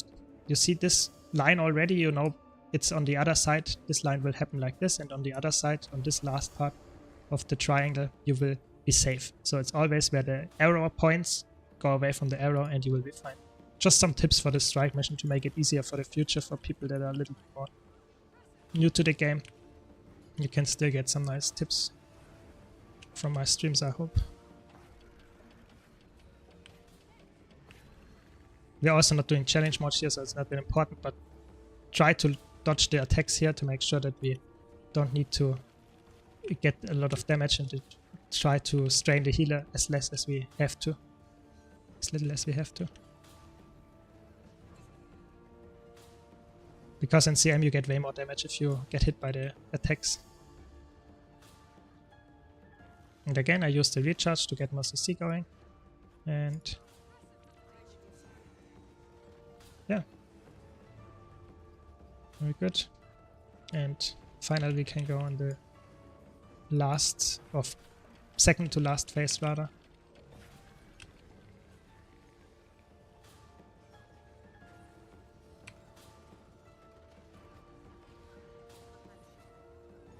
Oh, nice. And another arrow phase. You see the arrow points in this direction, so I know it will be safe here. And yeah, and then we can just finish the boss.